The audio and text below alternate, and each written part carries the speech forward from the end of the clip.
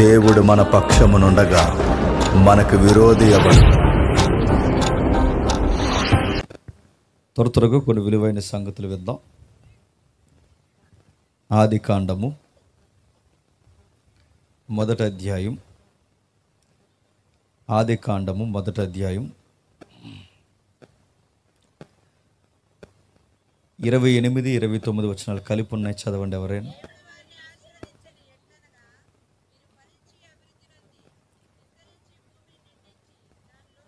అలా చదవకూడదు, నేను చదువుతాను చూడండి. దేవుడు వారిని ఆశీర్వదించెను, ఎట్లనగా మీరు ఫలించి అభివృద్ధి నొంది విస్తరించెను. ఎట్లనగా మీరు ఫలించి అభివృద్ధి పొంది విస్తరించి భూమిని నిండించి దానిని లోబర్చుకుని సముద్రపు చేపలను, ఆకాశ పక్షులను, భూమి మీద ప్రాకు ప్రతి జీవిని ఏలుడని దేవుడు వారితో చెప్పాడు. ఆగుతాం. అదే అధ్యాయాన్ని అలా తిరగేసి 4వ అధ్యాయంకి ఒకసారి రండి. 4వ అధ్యాయం 8వ వచనం నుండి. కయ్యేను తన తమ్ముడైన ఏబేలుతో మాట్లాడాను. వారు పొలములో ఉన్నప్పుడు కయ్యేను తన తమ్ముడైన ఏబేలు మీద పడి అతన్ని చంపెను. యెహోవా, నీ తమ్ముడైన ఏబేలు ఎక్కడున్నాడని కయ్యేను అడగగా, అతడు నేను ఎరుగను, నా తమ్ముడికి నేను కావాలి వాడినా అని అడిగాను. ఎంతమంది దగ్గర బైబిల్ ఉంది? అందరి దగ్గర బైబిల్ ఉందా? మరలా ఎంతకాలం నుంచి బైబిల్ పరిచయం ఉంది? సుమారు 5 ఏళ్ళు, 10, 15, 20, సుమారు కొన్ని 10 సంవత్సరాలు బైబిల్తో పరిచయం ఉన్న వాళ్ళు ఉంటారు. కానీ బాధాకరమైన విషయం ఏంటంటే, ఇప్పుడు చదివిన 2 వచనాల భావం చాలామందికి తెలియదు. అదేంటంటే మాకు తెలియదు అంటున్నారంటే, తెలియదు. నేను సీరియస్గా చెప్తాను, తెలియదు. అంటే ఏముంది అక్కడ? మూలంలోకి వెళితే బైబిల్ విద్యలో ఒక భాష ఉంది, థియాలజీ అంటారు. థియలాజికల్గా అక్కడ పెట్టిన పేరు ఏంటంటే కింగ్షిప్ అంటారు దాన్ని. అంటే రాజరికపు పరిపాలన చేస్తున్నారు అన్నమాట. ఏం చెప్తున్నాడు మీకు అర్థం కావాలంటే ఒక ఉదాహరణ చెప్తాను. బైబిల్ని ఎప్పుడు మనకు అర్థమయ్యేలా చదవకూడదండి.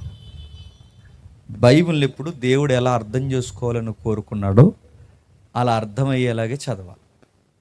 కొంచెం జాగ్రత్తగా వినండి.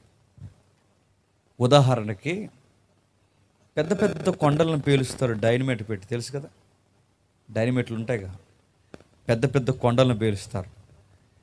అది సరిగ్గా ఆ డైనమైట్లు దేనికి ఉపయోగించాలంటే కొండలు పేల్చడానికి, బండలను పేల్చడానికి ఉపయోగించాలి. బాగా పేలుతుందని చెప్పి దీపావళికి పేల్చారనుకోండి, ఏమవుద్ది చెప్పండి? నెక్స్ట్ దీపావళికి ఆ ఫ్యామిలీ ఉండదు.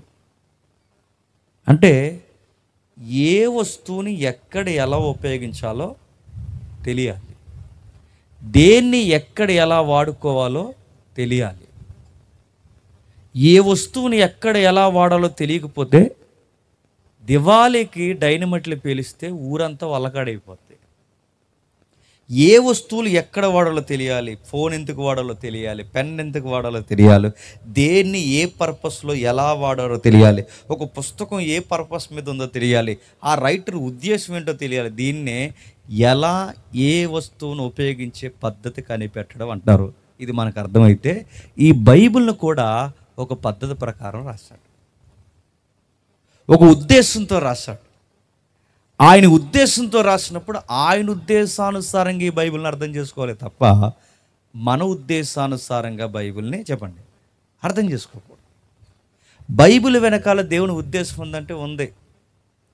సుమారు 4000 చరిత్ర ఉంది బైబిల్కి. 4000 అంటే ఇక్కడి నుంచి 4000 సంవత్సరాల క్రితం నుంచి ఉందన్నమాట.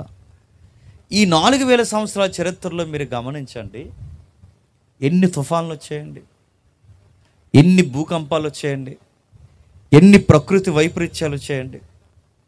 ఆ భూకంపాలకి, తుఫాన్లకి, భయంకరమైన పరిస్థితులకి ఎన్ని రాజ్యాలు అంతరించిపోయాయండి.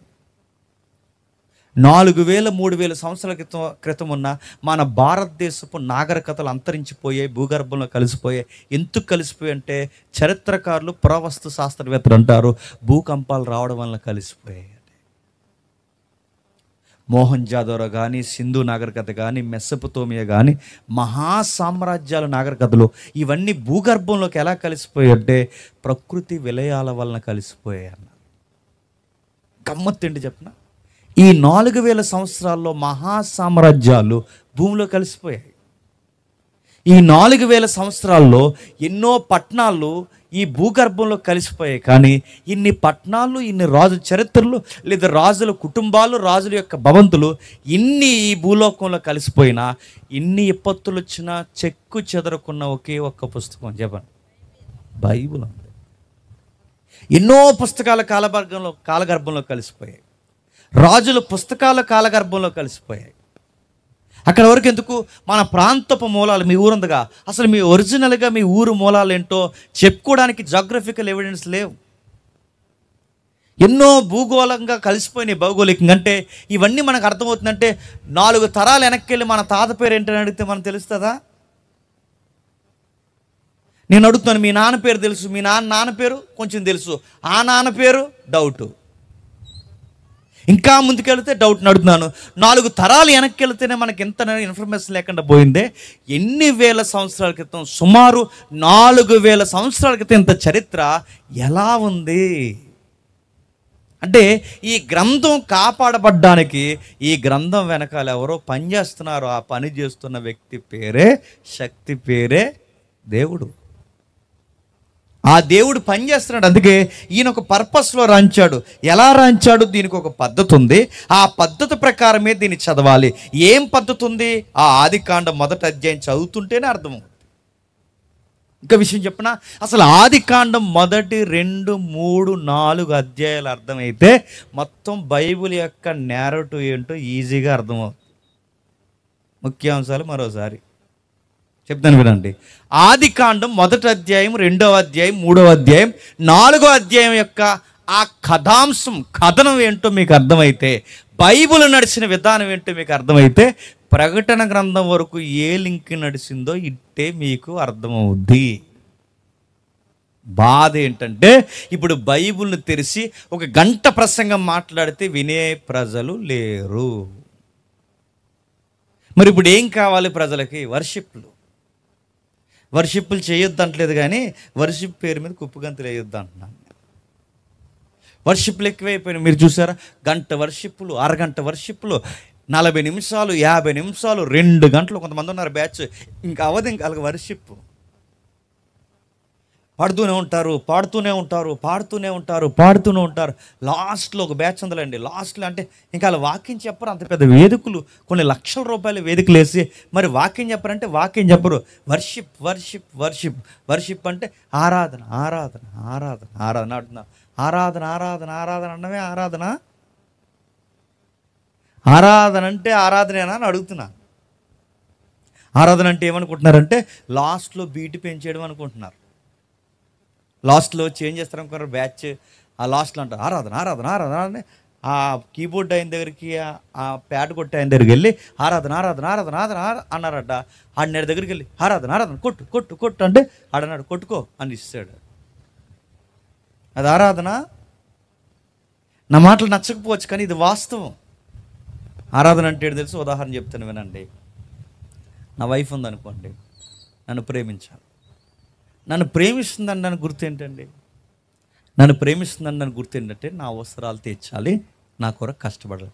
That is worship. అలా కాకుండా నేను వచ్చిన వెంటనే సోఫా సెట్లో కూర్చుని నేను ఏదో కష్టపడి ఉద్యోగానికి పోయో సేవకు పోయి వచ్చినప్పుడు నాకు కనీసం నీళ్ళో టవలో స్నానానికి ఏదో నీళ్లు పెట్టకుండా, నాకు బట్టలు ఇవ్వకుండా, అక్కడ ఉండగానే నాకు హాయ్ చెప్పి హాయ్ జేమ్స్ అని నాకు ఐ లవ్ యూ చెప్పింది అనుకోండి, స్టార్టింగ్ బాగానే ఉంటుంది. సేమ్ టు యూ అంటాను నేను. తర్వాత లోపలికి వెళ్ళాక నీళ్ళేవే అని అడిగితే నీళ్ళు తంగ తర్వాత ఐ లవ్ యూ అందనుకోండి. సరే దీనికి ఏదో అయిందనుకుంటాను. తర్వాత స్నానం చేస్తాను, అన్నం భోజనం అంటే భోజనం ఏమో కానీ ఐ లవ్ యూ అందాను. ఏమంటాను చెప్పండి? నేను ఏమడిగినా ఐ లవ్ యూ అంటే ఏమంటాను చెప్పండి? ఇంకొకసారి ఐ లవ్ యూ చంపి జైలుకు పోతాను ఏమనుకున్నావు అంటాను. నువ్వు నిజంగా నన్ను ప్రేమిస్తే ఏం చేయాలి? బట్టలు ఉతుక్కో. నువ్వు నిజంగా నన్ను ప్రేమిస్తే ఏం చేయాలి? నా అవసరాలు తీర్చు. నువ్వు నిజంగా నన్ను ప్రేమిస్తే ఏం చేయాలి? నాకు బిడ్డలను కను. నువ్వు నిజంగా నన్ను ప్రేమిస్తే ఏం చేయాలి? నన్ను ఆరాధిస్తున్నానడానికి నా కొరకు నీ లైఫ్ని అంకితించేయి. ఇది కదా ఆరాధన అంటే. అంతేగాని నోటి మాట చెప్పి నేను ప్రేమిస్తున్నాను, ఎవరికి కావాలి నీ నోటి మాట? ఆరాధన అంటే అలాగే అయిపోయింది. నేను ప్రేమిస్తున్నాను ప్రభువా, ప్రేమిస్తున్నావులే, చెప్పు ఎలా ప్రేమిస్తున్నావు? ఇస్తావా? సభ జరుగుతుంది, సభకి ఇస్తావా? ఊర్లో చాలామంది పేదరికంతో కొట్టుకుపోతున్నారు, దేవుని పేరు మీద 4 పులిహార పట్లాలు పంచగలవా? అది కదా ప్రేమ చూపించడం అంటే. ఆరాధన ఏం చేస్తున్నారు తెలుసా? ఈ ఆరాధన పేరు మీద బైబిల్ని పక్కన పడేశారు. ఈ ఆరాధన పేరు మీద వాక్యం అర్థం చేసుకోవడం మరుగు చేసి పడేశారు. ఈ ఆరాధన పేరు మీద వాక్యం గంటెస్తరించి మాట్లాడితే వాళ్ళకి వాక్యం వినాలనిపించట్లేదు. నేను ఆరాధనకు వ్యతిరేకం కాదు, ఆరాధన చెయ్యాలి, కానీ ఆరాధనలు అర్థవంతంగా చెయ్యాలి. దానికి వ్యతిరేకం కాదు నేను. ఆరాధన అంటున్నారు, బైబిల్ కింద పెడతారు, ఆ బైబిల్ కింద పెట్టేసి అలాగో చప్పట్లు కొడుతున్నారు, ఇలాగో చప్పట్లు పడుతున్నారు, బైబిల్ ఎక్కడ పడితే అక్కడ పెట్టేస్తున్నారు. ఆ బైబిల్ కింద పెట్టి పైకి నిలబడి ఆరాధన అంటే నడుతున్నారు. బైబిల్ కింద పెట్టి నువ్వు ఆరాధన అంటే దేవుడు ఏం చేస్తాడు చెప్పినా నీ మోకాళ్ళు ఎర్రగొట్టేస్తా అంటాడు దేవుడు. బైబిల్ నువ్వు పాదాల దగ్గర పెట్టి పైకి నిలబడి నువ్వు ఆరాధన అంటే దేవుడు అంటాడు ఎవరికి కావాలి నీ బోడ ఆరాధన? ముందు ఆ బైబిల్ ఏముందో చదువు. ఆ బైబిల్లో ఏముందో తెలియాలి. నీ దేవుడు ఏంటో నీకు తెలియాలంటే ఆయన గూర్చి తెలియజేసే ఒకే ఒక ఇన్ఫర్మేషన్ బుక్ ఏంటి చెప్పండి? బైబిల్. ఆ బైబిల్ చదవకపోతే నీకు ఎలా తెలుస్తాడు ఆయన అంటే ఏంటో, ఆయన ఎప్పుడు కోప్పడతాడో, ఆయనకి నచ్చేవేంటో, ఆయనకి నచ్చనివేంటో, ఆయన చిత్తం ఏంటో, ఆయన పరిస్థితులు ఏంటో, కొందరు వ్యక్తుల్ని ఎలా డీల్ చేశాడో, కొందరు వ్యక్తుల్ని ఎలా పక్కన పెట్టాడో, ఇలాంటివన్నీ తెలియాలి అంటే బైబిల్లో ఆయన ఇష్టాలు అయిష్టాలు రాయబడ్డాయి. వాటన్నిటి గురించి నువ్వు తెలిస్తేనే కదా నీకు ఎలా పాడాలో, ఎలా ప్రార్థన చేయాలో, ఏం చేయాలి ఇవన్నీ అర్థమయ్యేది. అలాంటి బైబిల్ నువ్వు చదవకపోతే నీకు ఎలా తెలుస్తాడు నీ దేవుడు చెప్పు. అందుకే ఈరోజు బైబిల్ నేర్చుకునే వాళ్ళు లేరు, బైబిల్ బోధిస్తే వినేవాళ్ళు లేరు. ఈరోజు అంతా సభలైనా సంఘాలైనా ఏమైపోయాయంటే ఈ వర్షిప్ పేరు మీద టైంపాస్ చేసి ఏదో 4 ముక్కలు 4 అధ్యాయాలు అలా చదువుకుని వెళ్ళిపోతున్నారు తప్ప దీన్ని ఒక క్రమానుగతంగా నేర్చుకునే వాళ్ళు లేరు. ఎప్పటి నుంచో నా గుండెల్లో ఉన్న ఆశ చెప్పిన ఆది కాండం నుంచి ప్రకటన గ్రంథం వరకు 1 by 1 వచ్చిన వెనకాల వచ్చిన పూర్తిగా వివరించాలని ఆశ అండి. కానీ ఇనే బ్యాచ్ చేరి అలా వినేవాళ్ళు ఉంటే చెప్పడానికి వయసు ఏది? నాకు తెలిసి ఆది కాండం మొదటి అధ్యాయం దాటడానికే నాకు తెలిసి 2 సంవత్సరాలు పడుతుంది మొదటి అధ్యాయానికి. అలాంటిది మొత్తం బైబిల్ అంతా వివరించుకోవాలంటే ఎంత నిగూఢమైన సత్యాలు ఉండిపోయాయి. అవన్నీ ఎప్పుడు మాట్లాడుకుంటాం? ఏమండి అది మాకు తెలియదు అంటారా జేమ్స్ గారు అంటే? అందుకే అంటున్నాను 100కి 200% ఇప్పుడు చదివింది మనకు తెలియదు. ఏముంది? రాజరికపు పరిపాలన కోసం చెప్తున్నారు, రాజుల పరిపాలన కోసం చెప్తున్నారు. అంటే రాజుల పరిపాలన అంటే మీకు రాజరికపు పరిపాలన అంటే నీవు నా స్వరూపమందు నిన్ను నేను చేశాను. నువ్వేం చేయాలంటే ఈ ప్రకృతిని చెప్పండి ఏలాలి, ఆకాశ పక్షులను, భూ జంతువులను, భూమి మీద ఉన్న ప్రతి జీవరాశిని, కనబడని ప్రతి జీవరాశిని ఏలాల్సి నువ్వే. Your king. నువ్వు రాజువి. మానవుడిని ఏమంటున్నాడు తెలుసా? నువ్వు రాజువి, ఏలాలి, అడ్మినిస్ట్రేషన్ చేయాలి. మరలా అడుగుతున్నాను, ఏలిక అడ్మినిస్ట్రేషన్ అంటారు. మీకు ఇంకా బాగా అర్థం కావాలంటే ఒక జిల్లాకి కలెక్టర్ ఉంటారు తెలుసుగా. ఆ కలెక్టర్ కింద కొన్ని డిపార్ట్మెంట్లు ఉంటాయి, పోలీస్, పంచాయతీ లేదా మున్సిపాలిటీ, ఏవేవి శాఖలు, వైద్య శాఖ, ఇంకా ఏవైతే ఉన్న జైలు శాఖ, ఇంకా ఏవైతే ఉన్నో కొన్ని డిపార్ట్మెంట్లు ఉంటాయి. ఈ డిపార్ట్మెంట్లు అన్నిటి మీద హెడ్ ఆఫ్ ది డిపార్ట్మెంట్ ఎవరు తెలుసా? కలెక్టర్. అందరూ జవాబుదారితనంగా దేనికి ఉండాలంటే కలెక్టర్ వాదాకు ఉండాలి. ఇది మీకు అర్థమైతే ఏ డిపార్ట్మెంట్ అయినా ఎలా నడుస్తుందో, ఎలా ఉందో, ఏంటో అన్నిటి మీద ఒక లుక్ వేసే అధికారం ఎవరిదంటే కలెక్టర్కి ఉంటుంది. జిల్లా అని ఆవిడ చేతుల్లో, జిల్లా అని ఆయన చేతుల్లో, జిల్లా అని ఆ కలెక్టర్ చేతుల్లో పెడతారు.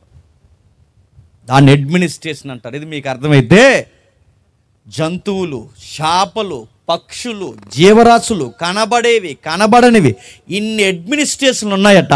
మొత్తం మొత్తం ఈ అడ్మినిస్ట్రేషన్, ఈ వ్యవస్థలన్నీ ఎవరి చేతుల్లో పెట్టాడట? కలెక్టర్ గారి చేతులుగా చెప్పండి, మానవుని చేతుల్లో పెట్టాడట. పరిపాలించు, ఈ ప్రకృతిని పరిపాలించు, ఎక్కడ ఎలా ఏది ఉంటుందో ఈ వ్యవస్థలను పరిపాలించు. అందుకే చూడండి, మీరు ప్రకృతిని చాలా జాగ్రత్తగా అబ్జర్వ్ చేయండి. ఒక్కొక్క డిపార్ట్మెంట్లో పనిచేస్తున్నట్టు ఒక్కొక్క వ్యవస్థ మీకు కనబడుతుంది. మీరు చూడండి, కుక్కలు అవి కాపలా కాయడానికి అన్నట్టే ఉంటుంది ఆ డిపార్ట్మెంట్. మీరు చూడండి, అందుకే చూసారా, మీరు మేపినా మేపకపోయినా ఈది కుక్కల్ని ఎప్పుడైనా గమనించారా?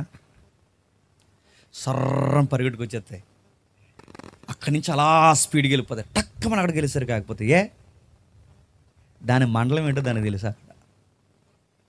టకా పరిగెట్టుకు వెళ్ళిపోతాయి. ఈ ఈది కుక్క ఈది వరకు వెళ్తే సరిగ్గా ఈది చివరికి వెళ్ళేసరికి సర్రని బేకేసి ఆగిపోతే దాని వాడేటో దానికి తెలుసు, దాని పంచాయతీ ఏంటో దానికి తెలుసు, దాని సరుదులు ఏంటో దానికి తెలుసు. అందుకే చూడండి, పెద్దోళ్ళు సామెత అంటారు, ఈ గూటి పక్షి ఆ గూటికి రాదు, ఆ గూటి పక్షి ఈ గూటికి రాదు, ఈ వీధి కుక్క ఆ వీధికి రాదు. వాటికి కూడా సరుదులు ఉన్నాయి, వాటికి కూడా బార్డర్లు ఉన్నాయి, వాటికి తెలుసు, అవి కావలా కాస్తాయి. ఒక్కొక్క జంతువు ఒక్కొక్క డిపార్ట్మెంట్ అన్నట్టు ఈ యూనివర్స్లో పనిచేస్తుంది. మీరు చూడండి, కుక్క దాని విశ్వాస పరిణామం మనకు తెలుసు. నెక్స్ట్ గాడిద, దాని బరువులు మోసే విధానం కానీ అది పనిచేసే విధానం కానీ చూడండి, ఒక్కొక్క జంతువు ఒక్కొక్క నేచర్ కలిగి ఉంటుంది. పంది, కాకి ఇవి దేనికి పనిచేస్తే? క్లీనింగ్ డిపార్ట్మెంట్, అది మున్సిపాలిటీ క్లీన్ చేసుకుంటూ పోతే చూడండి. ఇవన్నిటిని మనం గమనించండి. కుక్క కావలి కాస్తుంది, గాడిది బరువులు మోస్తుంది, పంది, కాకి కొన్ని ఉన్నాయి, ఇవి క్లీనింగ్ సెక్షన్ అన్నట్టు పనిచేస్తున్నాయి. మరికొన్ని ఉన్నాయి. మీరు చూడండి, పిచ్చుకలు ఏం చేస్తాయి? పిచ్చుకలు ఇదిగో ఇలాంటి పంట పొలాల్లో పిచ్చుకలు తిరగడం మంచిది. ఒకప్పుడు పెద్దోళ్ళు ఆ పిచ్చుకలకి ఇలా ధాన్యం కట్టేవారు, చూసారా? ఎందుకు కట్టేవారు? ఆ పిచ్చుకలు అలా తిరగడానికి కారణం ఏంటో తెలుసా? ఆ పిచ్చుకలు అలా తిరగడానికి చీడపీడ పురుగులు ఏమన్నా ఉంటే ఆ చీడపీడ పురుగులు నేరేసే బ్యాచ్ ఏంటో తెలుసా? పిచ్చుకలు. చైనా దేశం తెలుసా తెలీదా? తెలిసినా తెలియకపోయినా తెలిసినట్టు చూడండి, తెలుసు కదా. చైనా దేశంలో కమ్యూనిస్టులు ఎక్కువ, దేవుణ్ణి నమ్మరు, కొత్త కొత్త విప్లవాలు పుట్టుకొచ్చాయి, భూభాగం ఎక్కువ, జనాభా ఎక్కువ, పారిశ్రామిక పరిశ్రమలో కొత్త వింతలు చూడాలని, ఆర్థిక లాభాలు దిగుబడులు బాగా రావాలని వాళ్ళు చేసిన పని ఏంటో తెలుసా? మన ధాన్యాన్ని ఇలాగే వదిలేస్తే ఈ పిచ్చుకలు ఇవన్నీ ఏరుకుంటూ పోతున్నాయని పిచ్చుకలు లేకుండా కొత్త విప్లవాన్ని తీసుకొచ్చి పిచ్చుకలను చంపేసే పని చేశారండి. చంపేశారు. చాలా దేశంలో కనబడకుండా పిచ్చుకలను చంపేశారు. ఎందుకు చంపేశారు అంటే, ఇవి అలా ధాన్యాన్ని తినేస్తే ఒక పిచ్చుక ఇంత ధాన్యం తింటుంది, అలా పిచ్చుకలను తింటే ఇంకా ధాన్యం అంతా తినేస్తే ఇంకేమొద్దు, ఇలాంటి చిన్న సైజు పక్షులన్నీ చంపేయాలని పక్షులను చంపడానికి విప్లవం పుట్టించారు. తర్వాత ఏంటో తెలుసా? కొన్ని రోజులకి ఆ కన్వీనర్స్ ఎవరైనా ఉంటే అలాంటి నోరు ముంచి పంపించండి, సభకి మర్యాద కదా, పంపించండి. సరే, నా వైపు చూడండి, మీకు దీనికన్నా చెవులు పెద్ద అయిపోతుంది, నా వైపు చూడండి. చైనా ఎప్పుడైతే చిన్న సైజు పక్షులను చంపడం మొదలుపెట్టింది, చంపేసింది ఆల్మోస్ట్, అప్పుడు అనుకున్నారు ఇక మన ధాన్యానికి ఏమవుదు, దిగుబడి ఎక్కువ వచ్చేస్తుంది, ఇక మామూలుగా ఉండదని చెప్పి ఆ దిగుబడి కొరకు ఎదురు చూస్తారు. ఆ దిగుబడి కొరకు ఎదురు చూస్తే విషయం ఏంటో చెప్పిన, పక్షులు చనిపోయాక దిగుబడి బాగా వస్తుంది అనుకుంటే మొత్తానికి పంటలన్నీ పోయి కరువు వచ్చేసింది. పంటలన్నీ పోయి ఎంత కరువు వచ్చేసింది? వాళ్ళు అనుకున్నారు పక్షుల వల్లనే పంటలు పాలవుతాయని, కానీ వాళ్ళకి తెలియదు ఏంటి చెప్పిన, తర్వాత అర్థమైంది పక్షుల వలన పంటలు పాడవు, పురుగులు చీడపీడ వలన పురుగులు పాడవుతాయి. ఆ చీడపీడన పురుగులను అరిగెట్టేది ఏంటి? చిన్న పక్షులు. ఆ పక్షులను తీసేయడం వలన వీళ్ళ పంటలు బాగుంటాయి అనుకున్న విషయం ఏంటి చెప్పిన, ఆ చీడపీడ ఎక్కువ మొత్తానికి పంట తినేస్తే చైనా దేశానికి కరువు వచ్చేసింది. సరిగ్గా ఆ కరువు టైంలోనే చైనా వాళ్ళకి ఎక్కలేని అలవాట్లన్నీ వచ్చినాయి. అందుకే చూడండి, పాములు తింటారు, కప్పలు తింటారు, నక్కలు తింటారు, కుక్కలు తింటారు. సుమారు 100 ఏళ్ళ పైనుంచి వాళ్ళు తింటున్నారు. ఎందుకు తింటున్నారు తెలుసా? ఇలాంటి తింగర పనులు చేసి నోటికంది అన్నాన్ని కూడా వీళ్ళు పోగొట్టుకున్నారు కనుక తర్వాత ఏమైందో తెలుసా? అన్ని జీవుల్ని తినేయడానికి అలవాటు పడ్డారు. ఎందుకంటే కరువు కావాలని తెచ్చుకున్నారు. ప్రతి జీవి ఏదో ఒక డిపార్ట్మెంట్లో పనిచేస్తారు. చూడండి, ఎక్కడైనా ఏదైనా. ఇంకా మీకు అర్థం కావాలంటే, పెరుగుందా? పెరుగు తెలుసుగా, నేను అడుగుతున్నాను, పెరుగు ఎలాగవుద్ది? అలా అవుద్ది అనకండి. పెరుగు ఎలాగవుద్ది చెప్పనా? మీ దగ్గర, మళ్ళీ అడుగుతున్నాను, మీ దగ్గర కొన్ని టెలిస్కోప్లు ఉంటాయి, ఎవరైనా అడిగి ఈసారి, లేదంటే యూట్యూబ్లోనో గూగుల్ తల్లోనో గిమిని ఏదో ఉందిగా, వీటిని అడగండి. అసలు పెరుగు ఎలా ఫామ్ అవుద్దో చూడండి. మన కంటికి కనబడిన చిన్న చిన్న క్రిములు, దాన్ని బ్యాక్టీరియా అంటారు. ఆ బ్యాక్టీరియా అలా కూడుకుపోయి అది పులిసిపోతే ఆ బ్యాక్టీరియా ఫామ్ అయితే అది పెరుగు అవుద్ది. అంటే మనం ఏం తింటున్నాం చెప్పనా? కంటికి కనబడిన ఇన్ని జీవులు నేసుకుని కంచంలో తింటున్నాం. సిజి అనకండి, చాలాసార్లు తినేశారు. నిజంగానే పెరుగు ఎలాగవుద్ది? పెరుగు ఎప్పుడు పులిసిపోద్దో చెప్పనా? ఆ బ్యాక్టీరియా చచ్చిపోయిందనుకున్న ఆ జీవులు ఉంటాయిగా, ఆ జీవి చచ్చిపోతే అప్పుడు పులుపు వస్తుంది అన్నమాట. అంటే మనకు తెలియకుండా ఎన్ని అవస్థల మీద బతుకుతున్నాం. చిన్న పక్షుల మీద బతుకుతున్నాం, ఈది కుక్కల మీద బతుకుతున్నాం, రకరకాల జంతువుల మీద బతుకుతున్నాం, సూక్ష్మ జీవుల మీద బతుకుతున్నాం. ఒక్కటేడు రెండేడు ప్రత్యక్షంగా పరోక్షంగా ఇన్ని వ్యవస్థల మీద బతుకుతున్నాం. ఈ వ్యవస్థలన్నిటినీ మెయింటైన్ చేయాల్సిన బాధ్యత దేవుడు ఎవరికి ఇచ్చాడట? మానవుడు ఆదాముకి ఇచ్చాడట. జాగ్రత్త, వీటిని జాగ్రత్తగా మెయింటైన్ చేయాలి. అంటే వీటిని ఎలా మెయింటైన్ చేయాలి? కనబడే కుక్కలంటే అనొచ్చు వాటిని, కనబడే గాడిదైతే అనొచ్చు వాటిని. కనబడని బ్యాక్టీరియాని ఆదాం ఎలా మెయింటైన్ చేస్తాడు? కనబడని జీవరాశులను ఆదాం ఎలా మెయింటైన్ చేస్తాడు? దానికి అడ్మినిస్ట్రేషన్ ఎలా ఫామ్ చేస్తాడు? బైబిల్లో వాడాడు ఏలు అన్నాడు. ఎలా ఏడతాడు? కర్రెట్టుకుని వెళ్తాడా? ఆ తోటను సేద్యపరచడం అంటే సాయంత్రానికి ఆకులు తొడమనా? మన ఈ నేర లుక్కులు అర్థం చేసుకుంటున్న బైబిల్ని కాదు. ఏలడం అంటే ఏంటో తెలుసా? బాగా వినండి. ఏలడం అంటే, బాగా వినాలి, నువ్వు పర్ఫెక్ట్గా ఉంటే, నువ్వు ఖచ్చితంగా ఉంటే, నువ్వు పరిశుద్ధంగా నా చిత్తానుసారంగా జీవిస్తే యావత్తు జీవరాశి నీ మాట వింటుంది. That is administration. అర్థమైతే మరొకసారి మళ్ళీ చెప్తున్నాను వినండి. అంటే నువ్వు సరిగ్గా ఉంటే ఇవి సరిగ్గా ఉంటాయి, నువ్వు సరిగ్గా లేకపోతే ఇవి నీ మాట వినడం మానేస్తాయి. నువ్వు సరిగ్గా ఉంటే సముద్రం నీకు ఉపయోగపడుతుంది, నువ్వు సరిగ్గా లేకపోతే అదే సముద్రం ఉరకలేస్తూ మీదకు రావడానికి సునామీగా మారిపోతుంది. నువ్వు సరిగ్గా ఉంటే ఈ భూమి సరిగ్గా పండుతుంది, నువ్వు సరిగ్గా లేకపోతే ఈ పంటే పీడ అవుద్ది. అంటే పరిపాలించడం అంటే ఏంటో తెలుసా? ఆయన మాటిని ఆయన చెప్పినట్టుగా చేసి ఆయనకు లోబడి మనం ఎప్పుడైతే జీవిస్తామో యావత్తు జీవరాశి ఎవరి మాట వింటుందట? మన మాట వింటుందట. అంటే కనబడని దృశ్య ప్రతి జీవి, లేదా అదృశ్యమైనవి లేదా దృశ్యమైనవి, కనబడని ప్రతి ఒక్క శక్తి మన మాట వినాలి అంటే మనం ఎవరి మాట వినాలి చెప్పండి? దేవుని మాట. అందుకే చూడండి, ఆదాము తప్పు చేస్తే పనిష్మెంట్ ఎక్కడ ఇచ్చాడు చెప్పనా? నీ వలన నేల, చెప్పండి, శపింపబడింది. ఎందుకు? నీకు డొక్కలు ఎండిపోవాలంటే ముందు ఎక్కడ ఎండిపోవాలి చెప్పండి? ఇప్పుడు 5 ఏళ్ళు నోట్లోకి వెళ్తే మనకు దేవుడు గుర్తురాడు. 5 ఏళ్ళు నోట్లోకి వెళ్ళకుండా డొక్కలు ఎండిపోతే దెబ్బక దేవుడు గుర్తు. అంటే దేవుడు మనకి నేచర్కి, మనకి ప్రకృతికి లింక్ పెట్టాడు అన్నమాట. ఆ లింక్ పెట్టాడు కనుక దీన్ని ఏం చేయమన్నాడు తెలుసా? పరిపాలించు. ఏం చేయాలి? పరిపాలించు. వీటిని జాగ్రత్తగా పరిపాలించు, యావత్తు భూమి మీద పరిపాలన జరిగించాలి అన్నాడు. కానీ గమ్మత్తు ఏంటో చూడండి. ఒక్కసారి ఆ మొదటి అధ్యాయం 28 వచ్చిన మళ్ళీ చదవండి. ఆ మొదటి అధ్యాయం, దేవుడు వారిని ఆశీర్వదించెను ఎట్లనగా అభివృద్ధి పొంది భూమిని నిండించి దానిని లోపరుచుకొనుడి. బాగా వినాలి, ఏం లోపరుచుకోవాలట? దేనిని లోపరుచుకోవాలట? భూమిని. దేన్ని? భూమిని. బాగా వినండి, భూమిని ఏలాలి, భూమిని లోపరుచుకోవాలి, భూమిని పరిపాలించాలి. ఇప్పుడు చెప్పండి, భూమిని ఏలడం అంటే భూమి మీద ఉన్న ప్రతి జీవరాశి చెప్పండి మన మాట వింటాది. మీకు గమ్మత్తు ఏంటి చెప్పనా? మనం దేవుని మాట వింటే, మనం దేవుని చిత్తానుసారంగా ఉంటే, దానియేలుని సింహాల బోన్లో వేసేసిన చెప్పండి, సింహాలు ఏమీ చేయలేదంటే కారణం ఏంటి? మాట విన్నాయి. మనం దేవుని చిత్తానుసారంగా ఉండి, బాగా వినండి, దేవుడు కోరుకున్న చిత్తాన్ని సంపూర్ణంగా నెరవేరిస్తే అగ్ని గంధకాల్లో పడిన అగ్ని వారిని చెప్పండి కాల్చలేదు. మీకేమర్థమవుతుంది?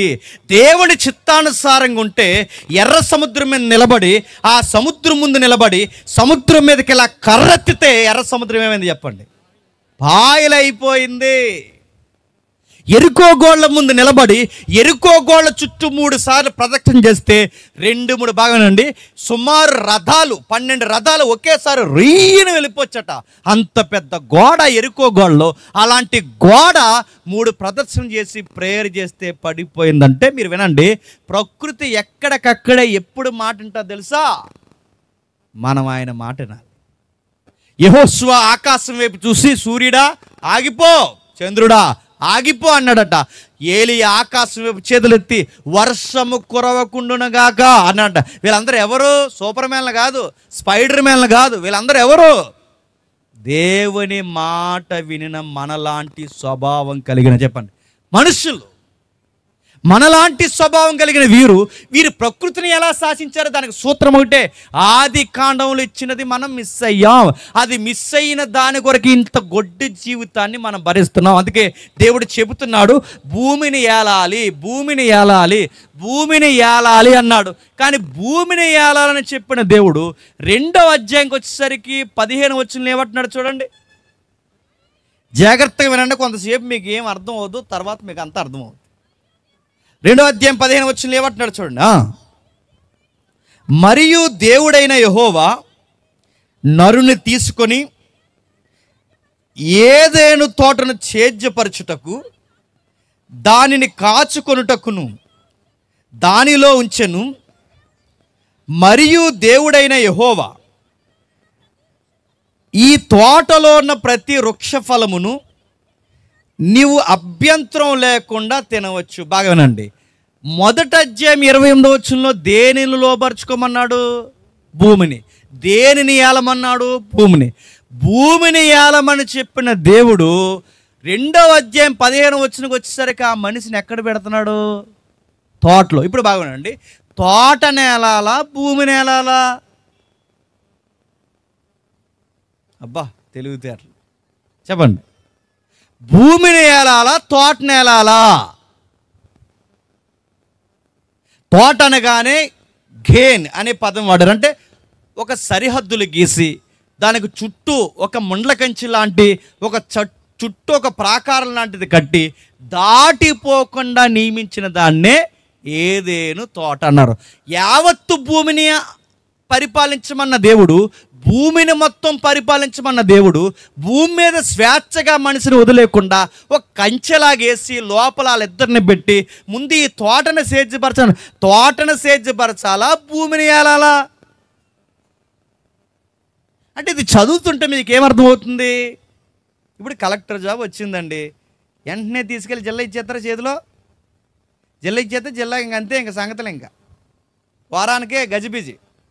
వెంటనే జిల్లాని ఎవరు? ఒక ఐఏఎస్కి అయినా ఐపీఎస్కి అయినా వెంటనే ఎవరు?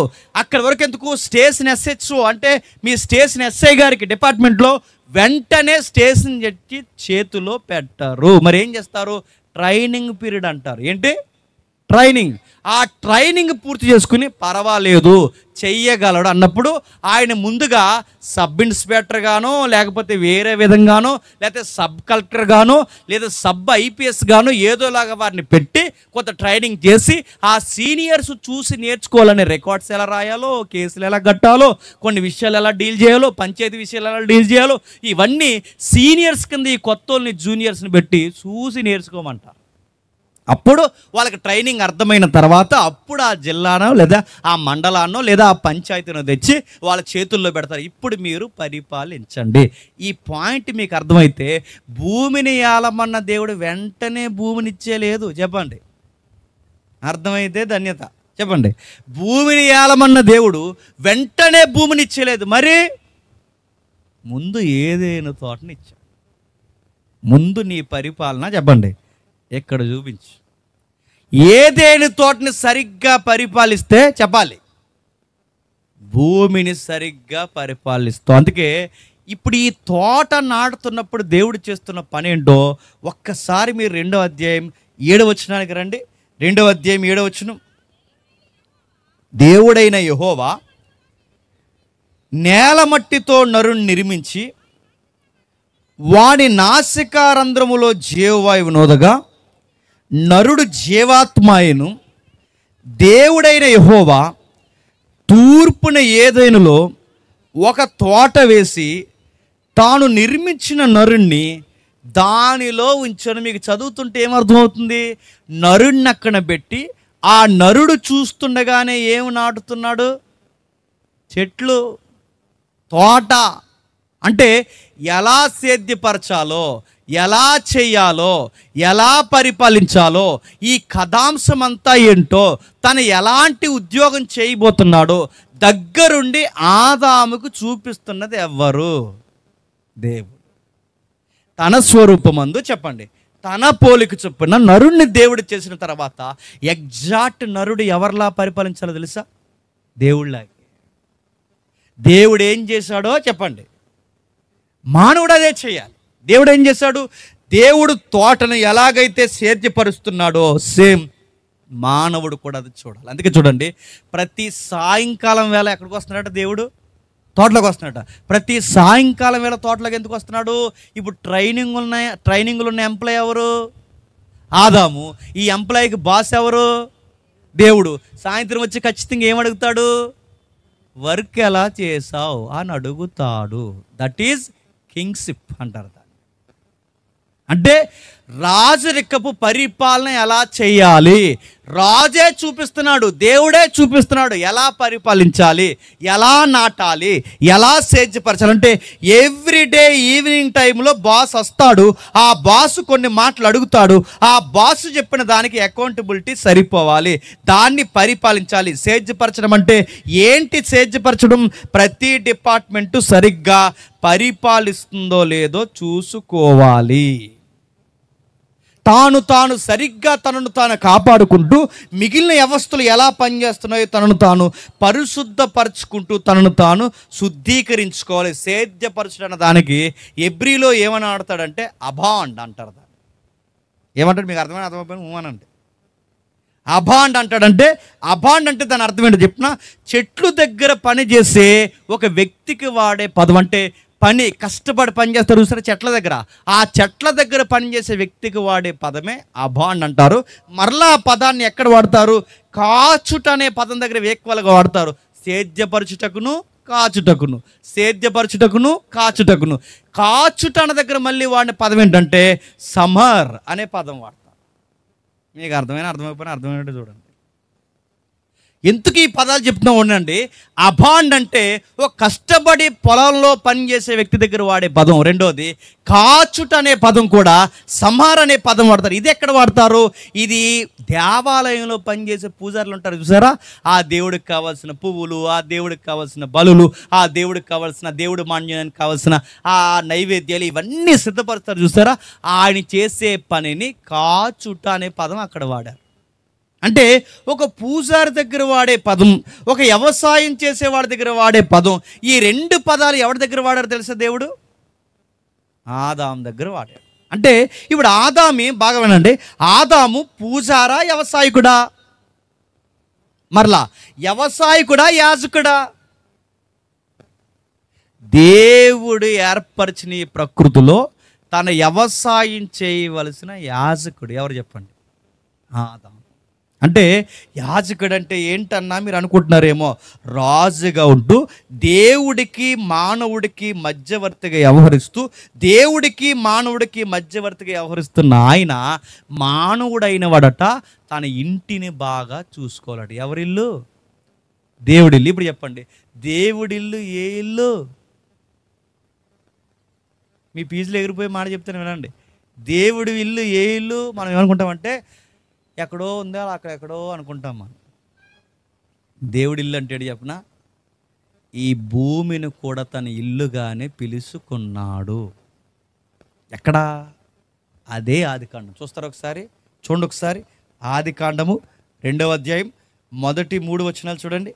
ఆదికాండము 2వ అధ్యాయం మొదటి 3 వచనాలు. వాటిలో ఉన్న సమస్త సమూహమును సంపూర్తి చేయబడిను. దేవుడు తాను చేసిన తన పని అంతటినీ 7వ దినమున విశ్రమించను.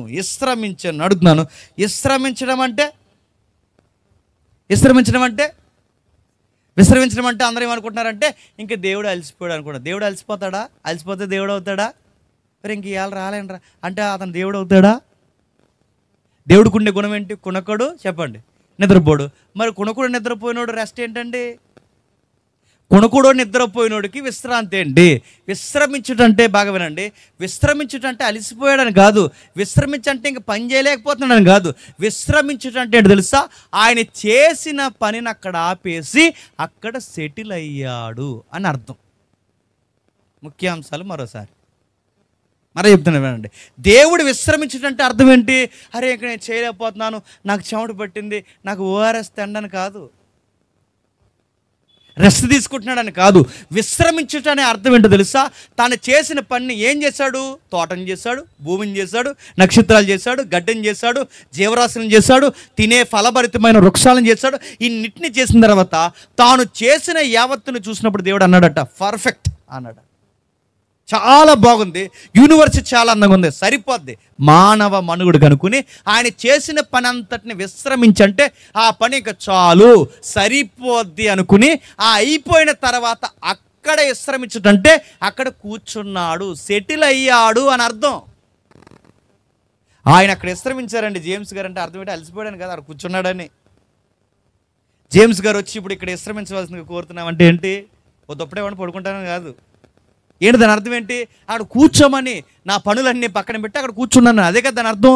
ఇది మీకు అర్థమైతే దేవుడు భూమి మీద విశ్రమిస్తున్నాడంటే, భూమి విశ్రమించే స్థలంగా మారాడంటే ఈ భూమి ఎవరిల్లు అన్నమాట? చెప్పండి. ఇంకా మీకు బ్రైట్గా అర్థం కావాలంటే మరి పరలోకం అంటారు. ఏంటది? పరలోకం. మరి పరలోకం కదండి ఆయన ఇల్లు అంటే. మనకు అర్థం కావాల్సిన వీటి చెప్పిన, పరలోకము భూలోకము కలిపితేనే ఆయన ఇల్లు. మళ్ళీ చెప్తున్నాను వినండి, పరలోకము భూలోకము కలిపితేనే ఆయన నివాస స్థలంగా ఉండేది. అందుకే మీరు బైబిల్ చదువుతున్నప్పుడు ఆదికాండం మూలం ఏమని రాయబడింది తెలుసా? దేవుడు క్రియేట్ చేసినప్పుడట హెవెన్ అండ్ ఎర్త్ అని ఉంటుంది. అంటే దేవుడు హెవెన్ అంటే పరలోకాన్ని భూలోకాన్ని అనుసంధానం చేసి తయారు చేశాడట. అంటే ఒకప్పుడు పరలోకము భూలోకం ఇలా కలిసిన బంతుల్లా ఉండేవంటే బైబిల్ అదే అంటుంది. అవును, ఉండేవి. దేవుడు ఉండే లోకం మానవ లోకం కలిసి ఉండేదంటే కలిసి ఉండేది. ఆ లోకము ఈ లోకం కలిసి ఉండేది. మరి ఈ రెండు లోకాలు ఎందుకు వేరైపోయాయి? మన అయ్యి చేసిన పనికి చెప్పండి 2 మొక్కలు అయినాయి.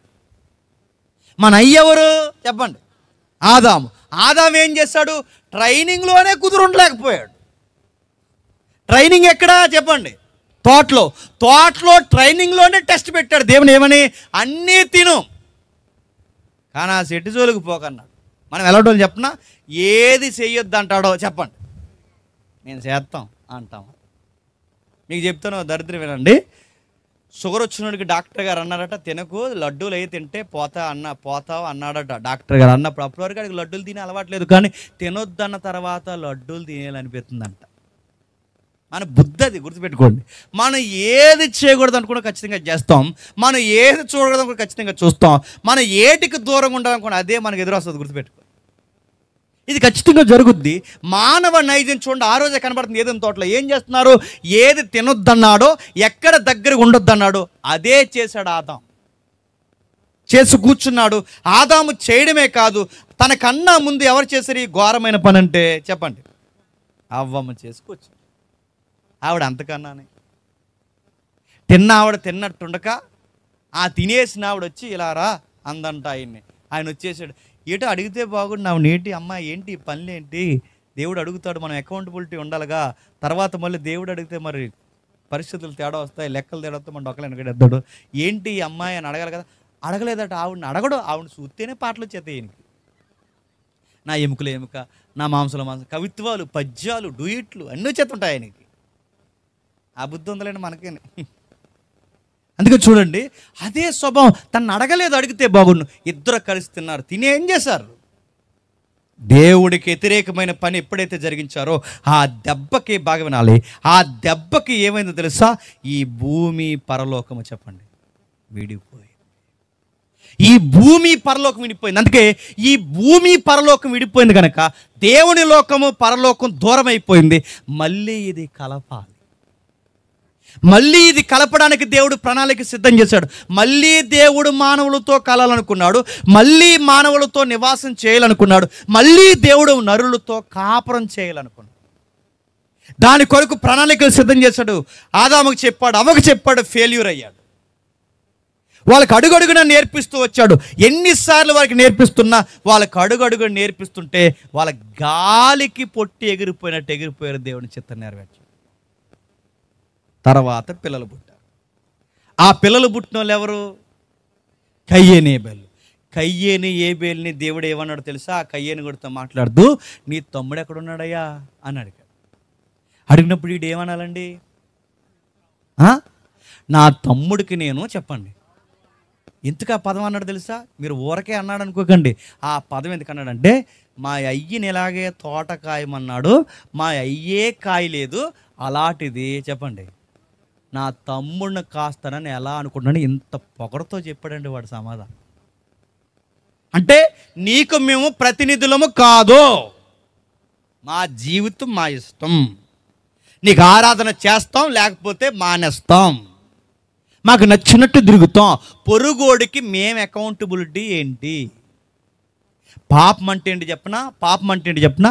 పరిపాలకులుగా ఉండాల్సిన మనం మన పరిపాలనాన్ని మనం కోల్పోవడమే మహాపాపం. ఆదాము చేసిన అతిపెద్ద పాపం ఏంటో తెలుసా? తన పరిపాలన సౌలభ్యాన్ని కోల్పోయాడు. తన పరిపాలన సౌలభ్యమే కాదు, తన కొడుకు కూడా కోల్పోయాడు. కయ్యేనంటున్నాడు, నా తమ్ముడికి నేను కావలవాడినంటే కాచుట, అభాండ్ అన్నాడుగా ఇందాక, సమార్ అన్నాడుగా, అంటే ఒక యాజకుడిలా, ఒక రాజులా. కయ్యేన్ ఏమన్నాడు? నువ్వు ఎలా ఉండాలి తెలుసా? ఒక రాజులా, ఒక యాజకుడిగా నీ సహోదరు పట్ల ఉండరా అంటే ఈడేమన్నాడు చెప్పనా? నువ్వు చెప్తే నేను రాజునేంటి, నేను కావలా కాయడం ఏంటి, నీకు ఎలా కనబడుతున్నాను అని అడిగాడు. వాళ్ళ తండ్రి ఎలాగైతే కాళ్ళు ఎగరేశాడో ఈడు కూడా అదే పని చేశాడు. చూడండి, వాళ్ళు కలిసి దేవుడి మీద తిరుగుబాటు చేశారు. ఎప్పుడైతే ఇలాంటి ఘోరమైన చర్యలు దేవునికి విరుద్ధమైన చర్యలు చేశారో దేవుడు ప్రణాళిక చేసుకుంటూనే వచ్చాడు. ఆదామును చూశాడు, చెడగొట్టాడు. కయ్యేను చూశాడు, చెడగొట్టాడు. మరలా చూచాయిగా దేవుడు ఎవరిని ఎంపిక చేసుకున్నాడు తెలుసా? ఇశ్రాయేలును ఒక సమాజాన్ని ఎంపిక చేసుకున్నాడు. ఎవరిని? ఇశ్రాయేలు. ఆ ఇశ్రాయేల్ని పిలిచి ఏమన్నా తెలుసా? మీరు నాకు నివాసం అన్నాడు, నేను మీ మధ్య ఉంటాను అన్నాడు. అందుకే చూడండి, దేవుడు మోసేని గుడారం కట్టమన్నప్పుడు సరిగ్గా ఎక్కడ కట్టమంటాడు తెలుసా? 12 గోత్రాలకు మధ్యలో కట్టమంటాడు. ఈ గోత్రం ఇక్కడ ఉండాలి, ఆ గోత్రం అక్కడ ఉండాలి, ఆ గోత్రం ఇక్కడ ఉండాలి, మధ్యలో నేను ఉండాలంటే ఈ దేవుడికి ఏదైనా తోట నుండి ఉన్న మనసు ఏంటో తెలుసా? నేను మీ మధ్యలో ఉండాలి, నేను మీతో ఉండాలి, చెప్పండి మీరు నాతో ఉండాలి. ప్రతి సంధ్య వేళ, ప్రతి పగటి వేళ, ప్రతిరోజు నేను మీతో కలిసి ఉండాలన్న ఆశ ఉండిపోయిందండి. ఎవరికి చెప్పండి? ఈ దేవుడు.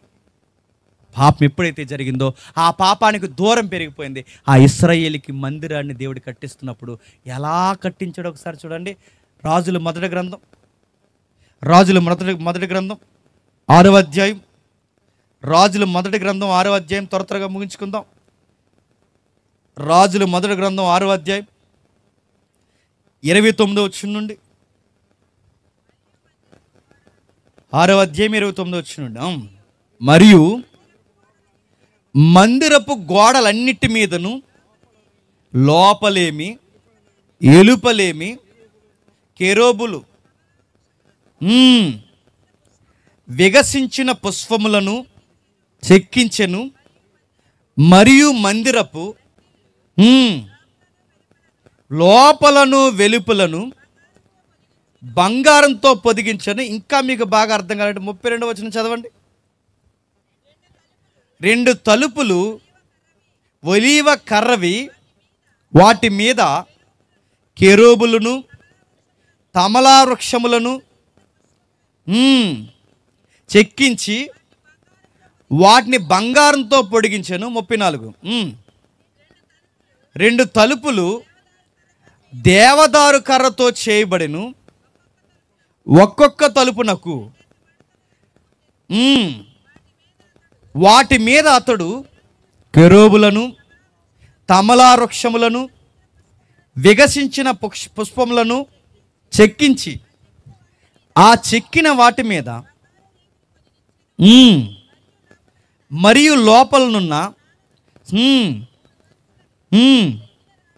చెక్కిన రాళ్లతో ఒక వరుస దేవదారు దూలములతో కట్టించింది. మీకు చదువుతుంటే ఏమర్థమైంది? ఏం అర్థమో లేదని అర్థమైంది నాకు. ఏమర్థమవుతుంది తెలుసా? ఆ తలుపుల మీద, గోడల మీద ఏ బొమ్మలు పెడుతున్నారట? చెట్లు బొమ్మలు వేస్తున్నారట. మీరు ఇంటికి వెళ్ళిన తర్వాత ఇంకా చదవండి. దానిమ్మ పళ్ళు ఉంటాయి చూసారా? దానిమ్మ పళ్ళు, వృక్షపు పళ్ళు, ఇంకా మీరు చూడండి చెట్లు, దేవదారి మ్రాన్లు. అంటే సొలొమోను మందిరం ఇది. ఏ మందిరం? సొలొమోను మందిరం. సొలొమోను మందిరంలో డిజైన్ అంతా ఏంటో తెలుసా? మీకు స్క్రీన్ లేదంటే నేను చూపిద్దును. సొలొమోను మందిరంలో డిజైన్ అంతా ఏంటంటే చెట్లు పళ్ళు, చెట్లు పళ్ళు, చెట్లు పళ్ళు, చెట్లు పళ్ళు.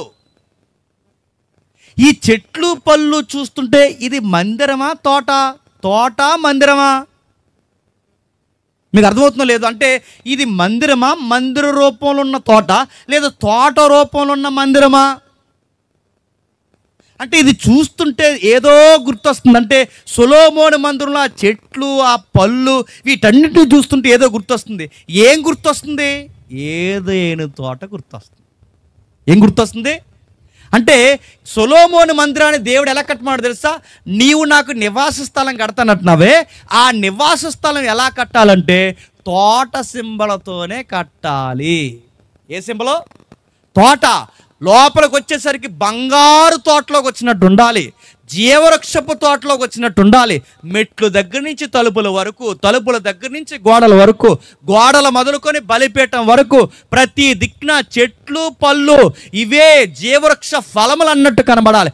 ఇవన్నీ చూస్తున్నప్పుడు తోటలోకి వెళ్తున్నామా, మందిరంలోకి వెళ్తాం అన్నప్పుడు మనుషులకు అర్థం కావాల్సింది ఒకప్పుడు తోటే మందిరం అన్నమాట.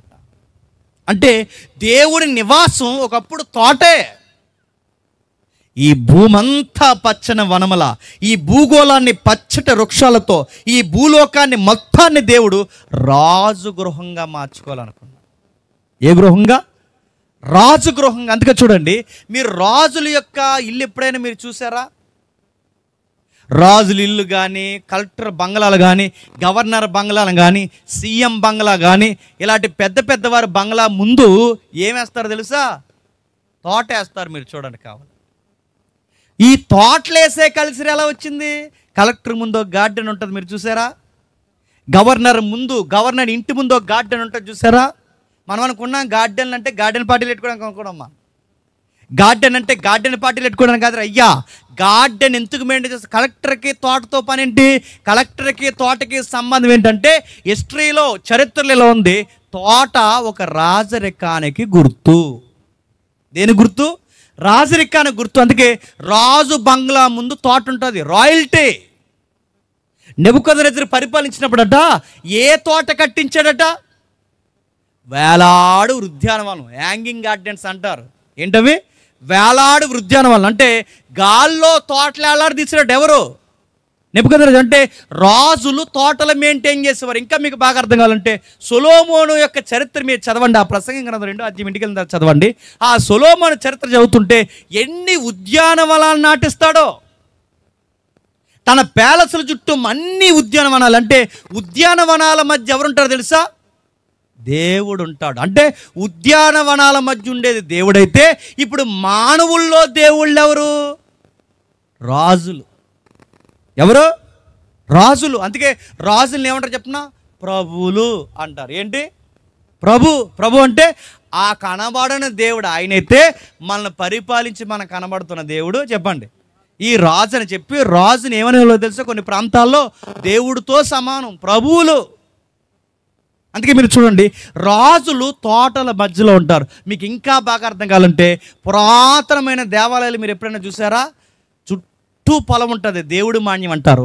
ఆ దేవుడి మాన్యం చుట్టూ ఆ పక్కన అనుకుని ఇల్లుంటే అటు ఇల్లుకి ఇటు మాన్యానికి మధ్యలో ఏముంటుంది చెప్పండి? గుడి ఉంటుంది. ఇది చదువుతుంటే మీకు ఏమర్థమవుతుంది చరిత్ర చెప్పనా? దేవుడు నివాస స్థలం ఎలా ఉండాలనుకున్నాడు. ఇదేమైందో తెలుసా చెప్పండి? పాపం చేశాక చెప్పండి మొత్తం విడిపోయింది. పరలోకం వేరైపోయింది చెప్పండి, భూలోకం వేరైపోయింది. మళ్ళీ పరలోకం భూలోకం అనుసంధానం చేయబడాలి అంటే బాగా వినాలి, ఒక పెద్ద ప్రాజెక్టే జరగాలి. అసలు ఆదాము చేయాల్సిన పని, ఆదాము పిల్లలమైన మనం చేయాల్సిన పని, మనం చేయాల్సిన పని మనం చేయలేకపోయాం, కోల్పోయాం. వద్దన్న పైన చేయడమే మొదలుపెట్టాం. ఆదాము ముందు తర్వాత ఆదాము దగ్గర నుంచి అబ్రహాము దగ్గర నుంచి ప్రకటన గ్రంథం రాసిన యోహాను వరకు అందరూ దేని కొరకు కనిపెట్టారో తెలుసా? దేవుడి నివాసం మళ్ళీ ఎప్పుడు వస్తుందా అని కనిపెట్టారు. ఏంటట? దేవుడి నివాసం మళ్ళీ మానవుల మధ్యకి ఎప్పుడు వస్తుందా, దేవుడి నివాసం మళ్ళీ మానవుల మధ్యకి ఎప్పుడు వస్తుందని, ఎప్పుడు వస్తుందా అని. అందుకే ఆ ఎబ్రీ పత్రిక చదువుతుంటే ఒక విచిత్రమైన పదం కనబడుతుంది. ఒకసారి చూస్తారా? ఒకసారి చూడండి. ఎబ్రీలకు రాసిన పత్రిక త్వరగా 11వ అధ్యాయం. ఎబ్రీలకు రాసిన పత్రిక 11వ అధ్యాయం. అపోస్తులైన పౌలు ఎబ్రీలకు రాసిన పత్రిక 11వ అధ్యాయం అబ్రహాము గురించి రాస్తున్నప్పుడు విచిత్రమైన పదం వాడాడు చూడండి. 11వ అధ్యాయం 11వ వచనం చూడండి ఒకసారి. విశ్వాసమును బట్టి క్షమించండి 10వ వచనం చూడండి. అనగా దేవుడు దేనికి శిల్పి నిర్మాణకుడై ఉన్నాడో ఆ పునాదులు గల పట్టణం కొరకు అబ్రహాము ఎదురు చూసుచుండెను. ఇప్పుడు బాగా వినండి. అబ్రహామట చెప్పండి పునాదులు గల పట్టణం ఎప్పుడు వస్తుందా అని ఎదురు చూసాడట. అబ్రహాముకి దేవుడు ఏమిచ్చాడండి? దేశాన్ని ఇచ్చాడు. ఏమిచ్చాడు? దేశాన్ని ఇచ్చాడు. అబ్రహాముకి దేశాన్ని ఇస్తే అబ్రహాము దేశంలో ఏం కట్టుకోవచ్చు? ఒక పట్టణం కట్టుకోవచ్చు, ఒక ప్యాలెస్ కట్టుకోవచ్చు, తనకు కావలసిన అందమైన నివాస స్థలం కట్టుకోవచ్చు. కానీ కట్టుకున్నాడా? ఒక చిన్న గుడారం వేసుకుని ఆ గుడారం లోపలుండి దేవుడు పట్టణం కొరకంటే నేను ఎంత పెద్ద పట్టణం కట్టుకున్నా ఇందులో నేను ఉండలేను, నేను ఎంత పెద్ద నిర్మాణం కట్టుకున్నా అందులో నేను ఉండలేను, నేను ఎంత పెద్ద భవంతులు కట్టుకున్నా అందులో నేను ఉండలేను, నేను నిత్యము ఉండాలి అంటే దేవుడు కట్టే పట్టణం ఉంటుంది. ఆ పట్టణంలో నేనే కాదు చెప్పండి దేవుడు కూడా ఉంటాడు. ఆ పట్టణంలోనికి ఎప్పుడు వెళ్తా అని చూసాడు. ఇప్పుడు బాగా వినండి. ఆ వచ్చిన అర్థం ఏంటి? అబ్రహాము వెళతాడన్నా, అబ్రహాము దగ్గరికే పట్టణం వస్తుందనా? చెప్పాలి. అబ్రహాము దగ్గరికి అంటే ఎదురు చూస్తున్నాడంటే ఎప్పుడు వస్తుందా అని చూస్తున్నాడా, లేకపోతే నేను ఎప్పుడు వెళ్ళిపోతానా అని చూస్తున్నాడా? అది ఏంటది? ఎప్పుడు వస్తుందని. బాగా వినండి. ప్రతి సంధ్య వేళ దేవుడి నివాసం అలాగే వచ్చేది. ఎక్కడికి? ఏదైనా తోటలోకి. దేవుడి నివాసం సొలొమోను మందిరం అలాగే ఉండాలనుకున్నాడు. ఇప్పుడు దేవుడి పట్నం శాశ్వతంగా మనుషులతో ఉండడానికి ఒక రోజు చెప్పండి రాబోతుంది అంట. ఎక్కడుంది ఈ మాట? ప్రకటన గ్రంథం చూడండి ఒకసారి. ప్రకటన గ్రంథం 21వ అధ్యాయం. ప్రకటన గ్రంథం 21వ అధ్యాయం మొదటి వచనం నుండి. అంతటా నేను క్రొత్త ఆకాశము క్రొత్త భూమిని చూసి తిని, మొదటి ఆకాశము మొదటి భూమియు గతించిపోయెను, నేను నూతనమైన యెరూషలేమును పరిశుద్ధ పట్టణము తన భర్త కొరకు అలంకరింపబడిన పెండ్లు కుమార్తె కొరకు సిద్ధపడిన పరలోకమందున్న దేవుని యొద్ద నుండి దిగి వచ్చుట చూసి తిని. అబ్రహాం ఎదురు చూసిన పట్టణం ఏంటో తెలుసా? ఇదే. అబ్రహాము దగ్గరికి దిగి వస్తుందని ఎదురు చూసిన పట్టణం ఏంటో తెలుసా? ఇదే. ఈ పట్టణం అట బాగా వినండి, ఒకరోజు చెప్పాలి దిగి వస్తుందట. అంటే మీకు అర్థమైతే ధన్యత అండి.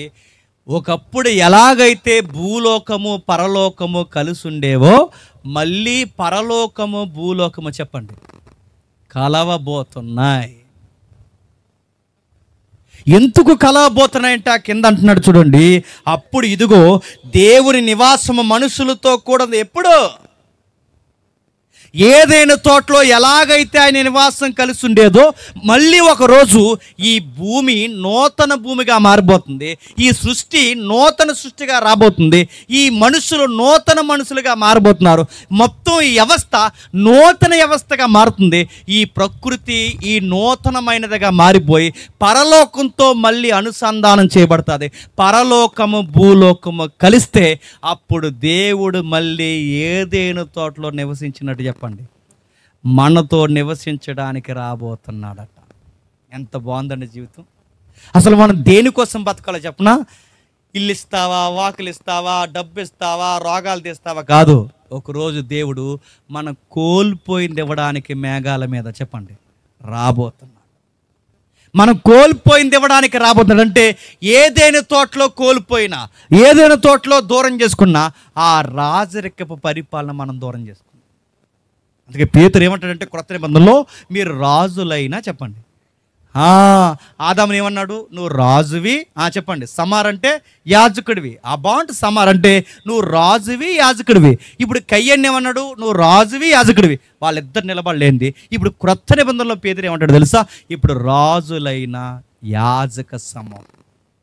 ఆదామును రాజుగానే చూడాలనుకున్నాడు, కయ్యేని రాజుగానే చూడాలనుకున్నాడు. నిన్ను నన్ను రాజుగానే రేపు చెప్పండి చూడాలనుకుంటున్నాడు. ఆ రోజు బాగా వినండి, సింహం లేడి మీద దాడి చేయదు, పాము చిన్నపిల్లోడిని కరవదు. ఇది అందరికి అర్థం అవ్వాలండి ఈ భాష. ఆ రోజు నరమేధము జరగదు. అంటే ఏదేరు తోటలో ఆదామవ్వలు పండు తెంచక ముందు రక్తపాతం ఎలాగైతే లేకుండా ప్రతి జంతువు ఏం తిన్నా చెప్పండి? గడ్డి తిన్నది.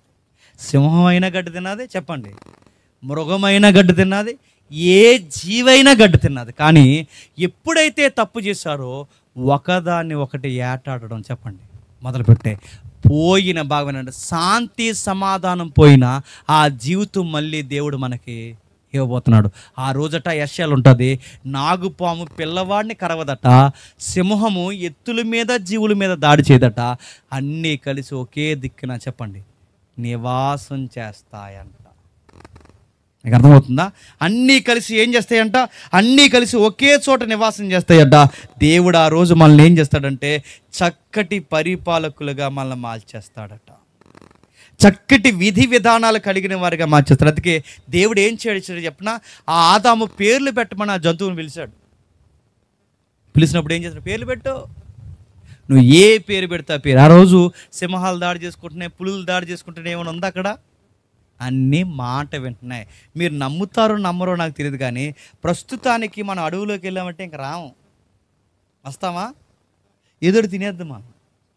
కానీ గుర్తుపెట్టుకోండి, ఒకప్పుడు ఏ జీవి కూడా మానవుడి మీద చెప్పండి దాడి లేదంట.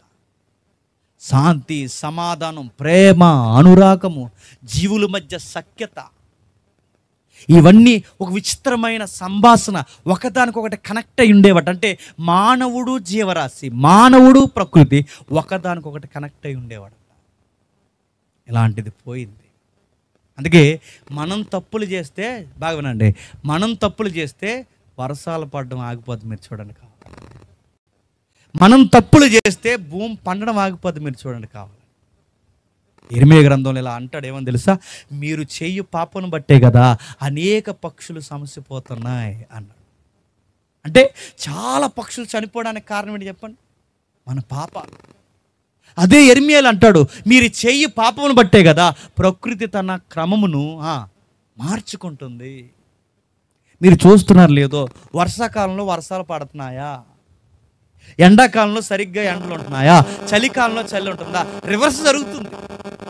చలికాలంలో వర్షాలు వస్తున్నాయి, వర్షాకాలంలో ఎండలు కాస్తున్నాయి. రివర్స్ అయిపోతుంది. చూడండి,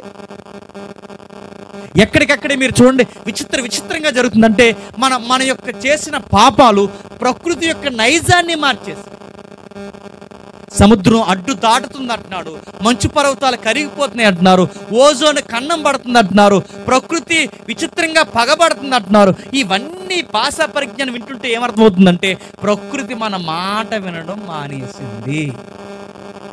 మరి ఎప్పుడు మాట వింటాది? దానికి ఆన్సర్ ఇర్మియాలో రోమపత్రికలో చెప్తాడు, ఒకసారి చూడండి. రోమిలికి రాసిన పత్రిక త్వరగా, రోమిలికి రాసిన పత్రిక 8వ అధ్యాయం, రోమిలికి రాసిన పత్రిక 8వ అధ్యాయం 19వ వచనం నుండి.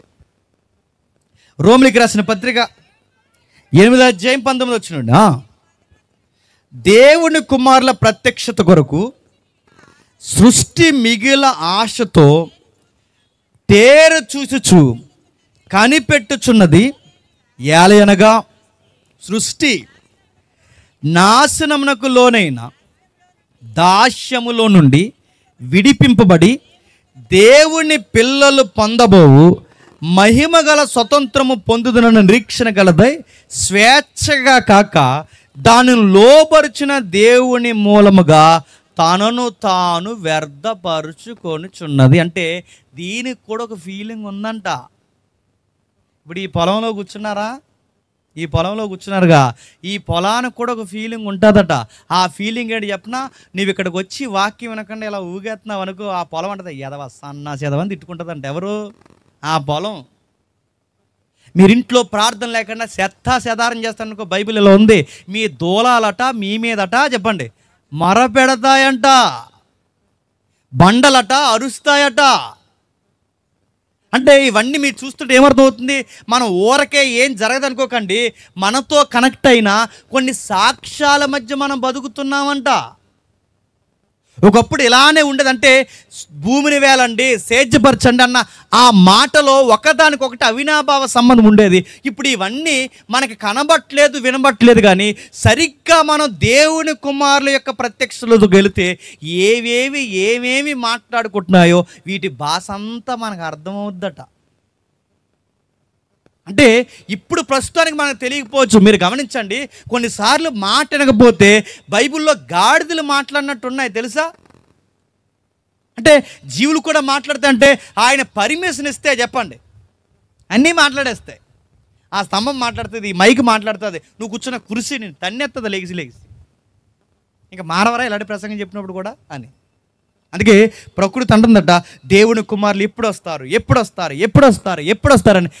ఆశతో చెప్పండి అనిపెడుతుంది. ఎప్పుడు వస్తారు దేవుడి కుమారులు ఎప్పుడు బయటకు వస్తారని ఎదురు చూస్తుంది. ఇక్కడ ఉన్నారా, ఈ సభలో ఉన్నారా, ఆ వీధిలో ఉన్నారా, ఆ సంఘంలో ఉన్నారా, ఆ ఇంట్లో ఉన్నారా, ఎక్కడున్నారని ఆశతో ఎదురు చూస్తుంది. అంటే ప్రకృతికి ఆశ ఏంటి చెప్పిన, దేవుని పిల్లలను చూస్తే మురిసిపోతుంది. అందుకే చూడండి, దేవుని పిల్లలు సముద్రం ముందు నిలబడితే సముద్రం మంది రా నా గర్భాన్ని సీరుకుని వెళ్ళిపో అంతే. దేవుని పిల్లలు తడి ఇసుక మీద నిలబడితే ఆ తడి ఇసుక పొడిసుకగా మారిపోయింది. దేవుని పిల్లలు మేఘాల వైపు చూసి ఆగిపోండి అంటే ప్రకృతికి ఒక ఇష్టం ఏంటో తెలుసా? మన మాట వినాలనుకుంటాయి, కానీ మన మాట వినకుండా ఎందుకు తిరగబడుతుంది తెలుసా? మనం దేవుని కుమారులుగా లేము.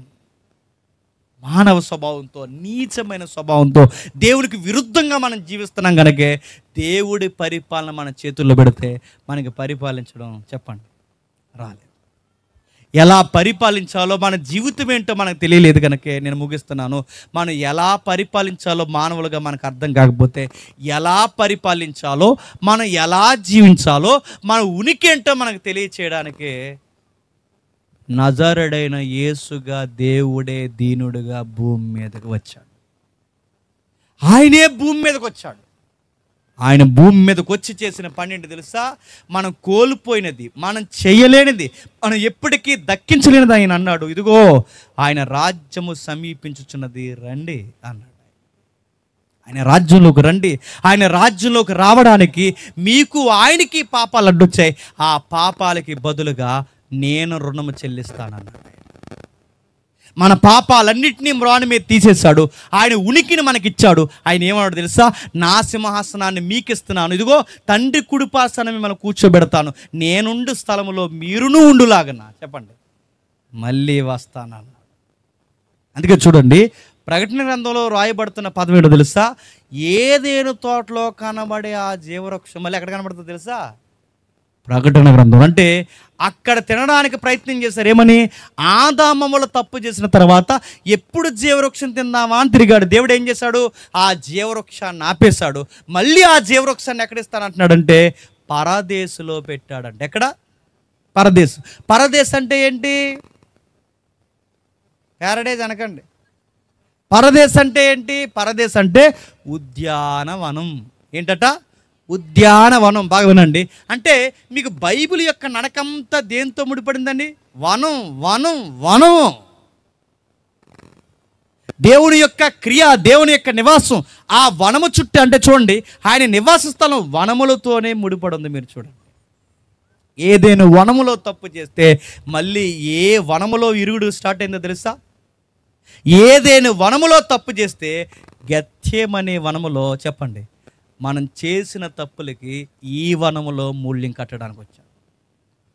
ఆ ఆదాము తప్పు చేస్తే ఈ కడపటి ఆదాము, చెప్పండి, మళ్ళీ కలపడానికి వచ్చాడు. ఆ ఆదాము పరిపాలించలేనిది ఈ కడపటి ఆదాము ఎలా పరిపాలించాలో చూపించడానికి వచ్చాడు. ఆదాము తప్పు చేస్తే భూమిలోంచి ఏం మొలిసాయి తెలుసా? గచ్చపొదలు, మొండ్ల పొదలు మొలిసాయి. ఆ ఆదాము చేసిన తప్పుకి ఆ గచ్చ పండ్ల ముంద పొదలు అక్కడ పొడిస్తే ఆ గచ్చ పొదలు మొండ్ల పొదలనే ఈ ఆదాము, చెప్పండి, తలకి కిరీటంగా పెట్టుకున్నాడు. నీకు చదువుతుంటే ఏమర్థమవుతుందంటే, ఏదేను తోటలో ఏం జరిగిందో, ఏదేను తోటలో ఏం కోల్పోయామో మళ్ళీ అది తిరిగి ఇవ్వడానికి ఎవరు వచ్చారు చెప్పండి? ప్రభు అయిన యేసుక్రీస్తు వారు వచ్చాడనమాట. అంటే మళ్ళీ మనం ఏం చేయబోతున్నాం? ఒక ఉద్యానవనంలోకి వెళ్ళబోతున్నాం. అది ఎలా ఉంటుందో తెలియదు. ఆ ఉద్యానవనంలోకి వెళ్ళబోతున్నాం, మళ్ళీ జీవవృక్షం తింటాం. ఇప్పుడు జీవవృక్షం ఎలా ఉంటుంది ప్రభు అంటే ఆయన అన్నాడు, నేనే కదిలే జీవవృక్షాన్ని అన్నాడు. ఇప్పుడు నన్ను తినండి, నన్ను అనుభవించండి, నా యందు ఉనికి కలిగి ఉండండి, మీతో నేనుంటాను. అప్పుడు దేవుడు అన్నాడు, ప్రతి బాష్ప బిందువుని, చెప్పండి, తుడిచేస్తా. ఏదైనా తోటలో మీరు గమనించండి, ఏదైనా తోటను మీరు గమనిస్తే విచిత్రంగా ఉంటుంది. అసలు ఆదాముకి రేపు పొద్దున్నే లేచి టిఫిన్ ఏం తెచ్చుకోవాలని భయం ఉందా? ఆదాము రేపు పొద్దున్నే అరే ఇప్పుడు రేషన్ తేకపోతే మా ఆవిడ ఉండదు అవ్వమ్మ అని భయం ఉందా? ఆదాముకి ఎక్కడైనా నైట్కి డిన్నర్ ఏంటి, చేపలు తెమ్మంటావా, చికెన్ తెమ్మంటాను గొడవ ఉందా? అసలు ఆదాముకి ఫుడ్ గొడవ ఉందా? మరో మాట చెప్పిన, అసలు ఆదాముకి ఏ వండుకోవాలని గొడవ లేదు. ఎందుకు చెప్పిన? ఆకలితో చచ్చిపోయే చావే లేదు, ఆకలితో చనిపోయే చావే లేదు. మరో మాట చెప్పిన, అసలు ఆదాముకి బట్టలే లేవు. సగం డబ్బులు దేనికి వచ్చి పెడతాను చెప్పండి? బట్టలకే. ఈ మీసోలు వచ్చాక ఇంకా ఎక్కువైపోయినాయి. బట్టలు బట్టలు బట్టలు నడుతున్నాను.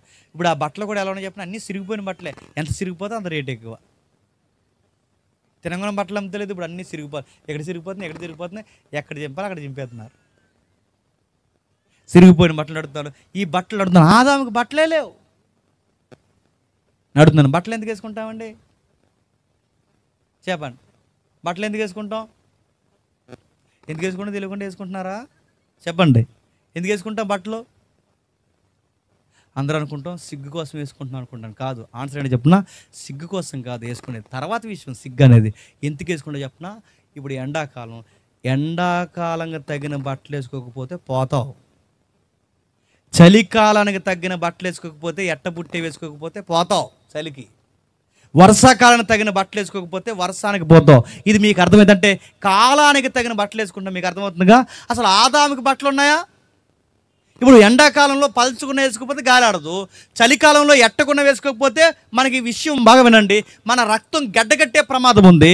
మనకి వర్షాకాలంలో వర్షంలో మనం తడిస్తే పోయి తుమ్ములు, భయంకరమైన రోగాలు, ఆమ్ల వర్షాలకు తడిస్తే కొత్త రోగాలు వచ్చే ప్రమాదం. అంటే కాలం నుంచి మనల్ని కాపాడుకోవడానికి వేసుకునేవే బట్టలు. ఒకవేళ వేసుకోకపోతే ఈ దేహానికి రోగం వస్తుంది. మరి ఆదాముకి బట్టలు ఉన్నాయా? మరి ఆదాముకి వర్షం వస్తే ఎలా ఉండేవాడు, ఎండొస్తే ఎలా ఉండేవాడు, చలి తగిలితే ఎలా ఉండేవాడు అంటే ఆ బాడీకి ఉండే గుణం ఏంటంటే ఏ కాలానికి ఎలా మారాలో ఆ గుణం ఉండేదట ఆ బాడీకి. అది పోయింది మనకి. నా మాటలు అర్థమవుతున్నాయా? అంటే ఎలాగైనా మౌల్డ్ అయ్యేది. అంటే ఎలాగైనా ఎండాకాలంలో ఎలా ఉండాలో ఆ బాడీకి తెలుసు, వర్షాకాలం అంటే కాలానికి అనుకూలంగా ఆ బాడీ మౌల్డ్ అయ్యేది. అలాంటి మౌల్డ్ అయ్యే ఉన్నతమైన మహిమను మనం చెప్పండి కోల్పోయాం. మళ్ళీ లైఫ్ ఎప్పుడు వస్తుంది ప్రభా? మళ్ళీ ఆకలి లేని జీవితం, చావు లేని జీవితం, అసలు వస్త్రాలతో, వెలుగుతో, సూర్యుడితో పని లేని జీవితం మాకు ఎప్పుడు వస్తుంది ప్రభు అంటే దేవుడు అన్నాడు, ఒకరోజు నేను వస్తాను, ఆ రోజు మళ్ళీ మీకు చెప్పండి ఆ జీవితం రాబో. యేసు ప్రభుని ఎందుకు నమ్ముకుంటున్నారంటే ఆదాము పోగొట్టింది చెప్పండి మళ్ళీ ఇస్తాడని మా దేవుడు చెప్పాడు కాబట్టి నమ్ముకుంటున్నామని చెప్పాలి. అంతేగాని డిఎస్సి ఎగ్జామ్ కోసం నమ్ముతున్నామని చెప్పకూడదు. 10th క్లాస్ రేపు వస్తాం కూడా రిజల్ట్. 10th క్లాస్ ఎగ్జామ్స్ కోసం నమ్ముతున్నామని చెప్పకూడదు. దేవుడిని ఎందుకు నమ్ముతాం అంటే పిల్లల్ని ఇస్తారని, పురులు పోస్తారని నమ్ముతున్నామని చెప్పకూడదు. స్థలం ఇస్తాడని, వాకులు ఇస్తాడని కాదు. ఈ దేవుడిని ఎందుకు నమ్ముతున్నామంటే ఈ ఆకలి దప్పులతో, చీడపీడతో, జబ్బులతో, ప్రమాదాలతో, రోగాలతో, పరిస్థితులతో ఏడుస్తున్న మాకు ఒక నూతన జీవితం దేవుడు ఇస్తారన్నాడు. అందుకు నమ్ముతున్నామని నమ్మాలి. నమ్ముతున్నారా? ఆదాముని అన్నాడు, ఏమన్నాడు తెలుసా? మీ తమ్ముడేడి అని అడిగాడు. ఏమడిగాడు? క్షమించండి, కయ్యేణ్ణి. మీ తమ్ముడేడి అని అడిగాడు. కయ్యేణ్ణి మీ తమ్ముడేని అడిగితే ఇడేమన్నాడండి? నేను ఎవ్వడికి అకౌంటబిలిటీ కాదన్నాడు. నేను ఎవ్వడికి అకౌంటబిలిటీ కాదన్నాడు. కానీ గమనించండి, ఆదాము తప్పు చేస్తే ఎవరిని అడిగాడండి? అవ్వని అడిగాడు. అవ్వ తప్పు చేస్తే ఎవరిని అడుగుతాడండి? ఆదాము అడుగుతాడు. అంటే మీకు ఏదైనా తోటలోంచి ఏం కనబడుతుంది? ఒకరికి ఒకరు జవాబులుగా ఉన్నారు. ఇప్పుడు కయ్యేను కనబడకపోతే ఏబేలుని అడుగుతాడు, ఏబేలు కనబడకపోతే కయ్యేను అడుగుతాడు. క్రొత్త నిబంధనలు అదే అన్నాడు. ఏమని చెప్పినా, మీ సహోదరుల పట్ల ఒకరి భారములు ఒకరు చెప్పండి భరింపబద్దులై ఉన్నారు. మళ్ళీ ఇది చెయ్యాలి అంటే ఆ నూతన జీవితం ఎవరికి వస్తుంది? కయ్యేనులాగా రెక్లెస్గా రాదు. చెప్పండి, కయ్యేనులాగా రెక్లెస్గా ఉన్నవాడికి రాదు. కడపట ఆదాము వచ్చి పొరుగువాడి నిమిత్తం ప్రాణం పెట్టాడే, సహోదరుల నిమిత్తం ప్రాణం పెట్టాడే, ఆ ఆదాములాగే మనం కూడా మన సాటి సహోదరుల కొరకు ప్రాణం పెట్టబద్దులై ఉన్నామనే విషయం ఎరిగిన వారికే మళ్ళీ ఆ జీవితం ఇస్తాడనమాట. ఏ జీవితం చెప్పండి? ఆదాము పోగొట్టిన జీవితం, ఏదేను వనంలో పోయిన జీవితం, మళ్ళీ ఆ జీవితం మనకు వస్తుందట. ఆ రోజు మనతో ఎవరుంటారో తెలుసా? దేవుడే మనతో కాపురం చేస్తాడు. దేవుడు కాపురం చేయడం అంటే ఎలా ఉంటుందండి?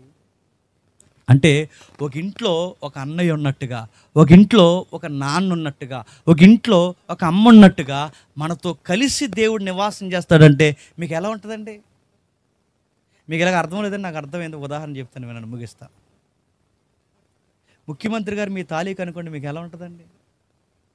ఇంక నిలబడరు, ఇంకెవరు నిలబడినవారు. ఇంకా మీరు ఫోన్ చేసిన వెంటనే ముఖ్యమంత్రి ఫోన్ ఎత్తేస్తున్నారు అనుకోండి, మీకు ఎలా ఉంటుందండి?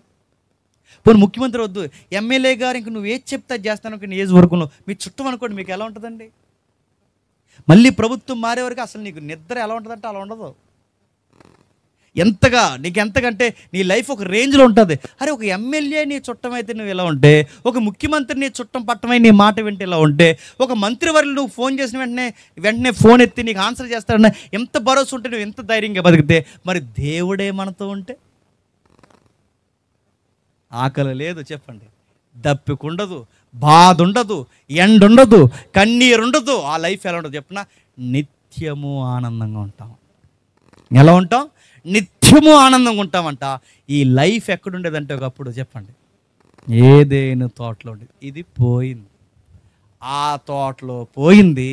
మళ్ళీ ఏ తోటలో కలపడానికి దేవుడు వచ్చాడో తెలుసా? సంధివేళ ఆ తోటలో పోయింది. మళ్ళీ ఏ తోటలో కలపడానికి దేవుడు వచ్చాడంటే గెత్సేమనే తోటలో కలపడానికి వచ్చాడు. ఆ తోటలో పోగొట్టిన మన పాపపు క్రియలు మళ్ళీ ఈ తోటలో పాపాలన్నీ మేదేసుకుని అశ్వులు బాసి రక్తము కార్చి తెగిపోయిన మన చేయిని పట్టుకోవడానికి మళ్ళీ వచ్చాడు. బైబిల్ని ఎలా అర్థం చేసుకోవాలి చెప్పనా? నీ ఉద్దేశానుసారంగా కాదు బైబిల్ని అర్థం చేసుకోవాల్సింది. చెప్పండి, దేవుడు ఏ ఉద్దేశంతో రాశాడో చెప్పండి, ఆ ఉద్దేశంతోనే అర్థం చేసుకోవాలి. ఇందాక ఉదాహరణ మీకు చెప్పాను, డైనమిట్ని బండలు పేర్చడానికి, కొండలు పేర్చడానికి ఉపయోగించాడు. దాన్ని దీపావళికి వాడకూడదు, పోతావు. బైబిల్ కూడా దేవుడు ఎలా అర్థం చేసుకోమన్నాడో అలాగే అర్థం చేసుకోవాలి. అలా కాకుండా నీకు నచ్చినట్టు అర్థం చేసుకుంటానంటే ఇది ఎంత రక్షించేదో దీంతో చెప్పండి అంత ప్రమాదం. ఎందుకు చెప్పినా, ఆ వాక్యాన్ని ఒకటి కలిపి చెరిపితే చెప్పండి ఈ బైబిల్లో ఉన్న తెగుళ్ళన్నీ చెప్పండి వాడి మీదకి వస్తాయి. అంత ప్రమాదం. అంటే దీన్ని ఎలా వాడాలో అలా వాడాలి, దీన్ని ఎలా అర్థం చేసుకోవాలో అలా అర్థం చేసుకోవాలి. అసలు ఈ బైబిల్లో దేవుడు ఎలా ఉన్నాడో అలాగే చూడాలి, ఆయన్ని ఎలా నమ్మాలో అలాగే నమ్మాలి. అలా కాకుండా మన ఇష్టం వచ్చినట్టు ఈ నమ్మడం మొదలెట్టామనుకోండి, మన చేతులారా మనం ఏం చేసుకుంటున్నాం చెప్పండి? పాడు చేసుకుంటున్నాం అన్నమాట. ఏదైనా వరం దగ్గర నుంచి ప్రకటన గ్రంథంలో ఉన్న జీవవృక్షం అంటే పరదేశం వరకు వీటంతా ఇంటర్నల్ డాక్యుమెంట్ అన్నమాట. ఈ డాక్యుమెంట్లో మనకు కలిసి వచ్చే కనబడే దేవుడే నజరేయుడైన యేసు. ఆయన వచ్చాడు, మన చేతులు పట్టుకున్నాడు, ఒక మాట అన్నాడు, ఇక మళ్ళా మీరు జీవవృక్షం దగ్గర రాకుండా మీకు ఖడ్గాలు అడ్లేవు. ఆ రోజు వాళ్ళ జీవవృక్షాల దగ్గరికి వెళ్ళకుండా ఏం అడ్డు ఉన్నాయట? కెరూబుల దగ్గర ఖడ్గాలు అడ్డు ఉన్నాయి. ఇప్పుడు మీ దగ్గర జీవవృక్షం దగ్గర రావడానికి మీకు ఖడ్గం అడ్లేదు. ఎందుకంటే ఆ ఖడ్గం మీ మీద పడదు, చెప్పండి, నా మీద పడింది. అందుకే ఆ ఖడ్గం ప్రభు మీద పడింది, ఆ ఉమ్ములు ప్రభు మీద పడ్డాయి, ఆ అవమానం ప్రభు మీద పడ్డాయి. మన పాప భారం అంతా ప్రభు మీద పడింది. మనం కోల్పోయిన మహిమంతా మనకి తిరిగి ఇవ్వడానికే తన మహిమను వదులుకొని మన కొరకు వచ్చాడు. పాపాత్ములైన మనల్ని పుణ్యాత్ములు చేయడానికి, పుణ్యాత్ముడైన వాడు ఏ పాపం ఎరగనివాడు మన కొరకు పాపాత్ముడిగా మారిపోయాడు. ఎందుకు ప్రభు అంటే ఆ ఆదాము చెడగొట్టింది, చెప్పండి, నేను నిలబెట్టడానికి వచ్చాను. అందుకే పునరుద్ధానం నిన్న మన జరిగిందిగా. పునరుద్ధానం అంటే ఏంటో తెలుసా? పునరుద్ధానం అంటే ఏంటో తెలుసా? పునరుద్ధానం అంటే ఆయన తిరిగి లేవడమే కాదు, ప్రపంచ పునర్జన్మ ఉంటుంది బైబిల్లో, ఆయన తిరిగి లేవడమే కాదు, ఈ ప్రకృతి కూడా మళ్ళీ తిరిగి, చెప్పండి, లేస్తుంది. ఒకప్పుడు పూర్వం ఎలా ఉండేదో ఏదైనా తోటలో మళ్ళీ అలా లేస్తుందట. అంటే ఒకప్పుడు అసలు భూమి ఎలా ఉండేదో, అసలు ఎలా కలిసి ఉండేదో, అంటే పునరుద్ధరణ అనగానే మనం తిరిగి లేవడం, ఆయన తిరిగి లేవడమే కాదు, ఈ ప్రకృతి కూడా మరలా ఒకసారి, చెప్పండి, నూతనంగా తిరిగి లేస్తుంది. పునరుద్ధరణ అంటే గ్రీకు పదం ఏంటో తెలుసా?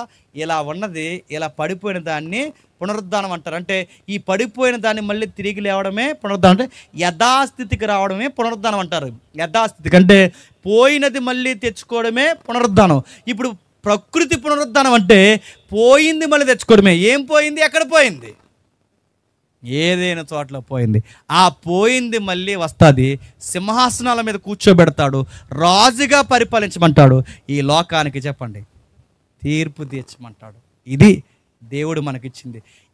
నువ్వు రాజురా, నీ కిరీటం ఇస్తానురా, నిత్యత్వం నీదిరా అని దేవుడు మనకు చెప్తుంటే మనం ఏమన్నామంటే నేను రాజుని కాదు, నేను పురుగుని అన్నాము. నువ్వు రాజురా, నువ్వు పరిపాలిస్తావరా అంటే దేవుడిని మనం ఏమడగాని తెలుసా? అది అంత వద్దు కానీ కడుపు నొప్పికి తగ్గించుకోవా అన్నాం. నీకు దేవుడు ఎంత సీప్ అయిపోయాడు అంటే కడుపు నొప్పికి సీప్ అయిపోయాడు. నీకు కడుపు నొప్పికి, తలనొప్పికి, చెప్పండి ఇంకేమున్నాయో, మోషన్స్కి. అసలు నీ రేంజ్ ఏంటి? నువ్వు దేవుడు ఏంటి? నీ పరిస్థితులు ఏంటి? నిన్ను ఎలాంటి అడ్మినిస్ట్రేషన్లో పెట్టండి దేవుడు చెప్తుంటే ఆ స్థితి మర్చిపోయాం. మనం దేవుడిని ఎలా అర్థం చేసుకున్నాం తెలుసా? ఇదిగో మేము చాలా చిన్నోళ్ళు, పనికిరాలోను, దొంగలు, మా తలనొప్పి తగ్గించుకోవాలి. తలనొప్పి కోసం నమ్ముతావు ఈ దేవుడిని? ఈ దేవుడు నీకు ఏమి ఇవ్వాలనుకున్నాడు తెలుసా? ఈ లోకాన్నే తెచ్చి నీ చేతిలో పెట్టాలనుకున్నాడు, ఈ ప్రకృతిని తెచ్చి నీ పాదాల కింద పెట్టాలనుకున్నాడు. ఎంత పరిపాలకుడిగా నేను చూడాలనుకోండి, నేనేం చేయమన్నాడు తెలుసా?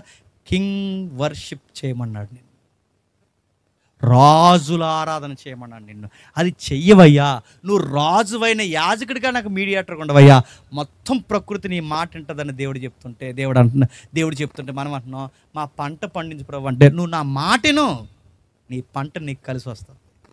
నువ్వు నా మాటను, నీ పిల్లలు నీకు కలిసి వస్తారు.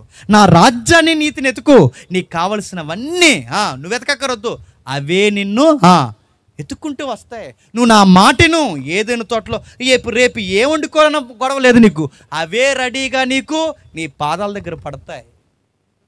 మనం దేవుడి వెనకాల పరిగెడితే డబ్బైనా, వస్త్రమైనా, వాకులైనా, ఏదైనా అవి మన వెనకాల పరిగెడతాయి. గుర్తుపెట్టుకో, ఇదే సూత్రం.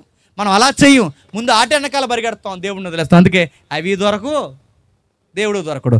దేవుడిని పట్టుకోండి, ఆయన రాజ్యాన్ని, నీతిని పట్టుకోండి. దేవా మమ్మల్ని ఏం చేయమంటా ప్రభు అంటే నా స్వరూపమందు నా పొలుకు చొప్పున మిమ్మల్ని చేశాను కనుక మీరు చదువుల్లోన్నా, సంసారాల్లోన్నా, ఎక్కడున్నా మీరు ప్రతినిధులుగా ఉండండి.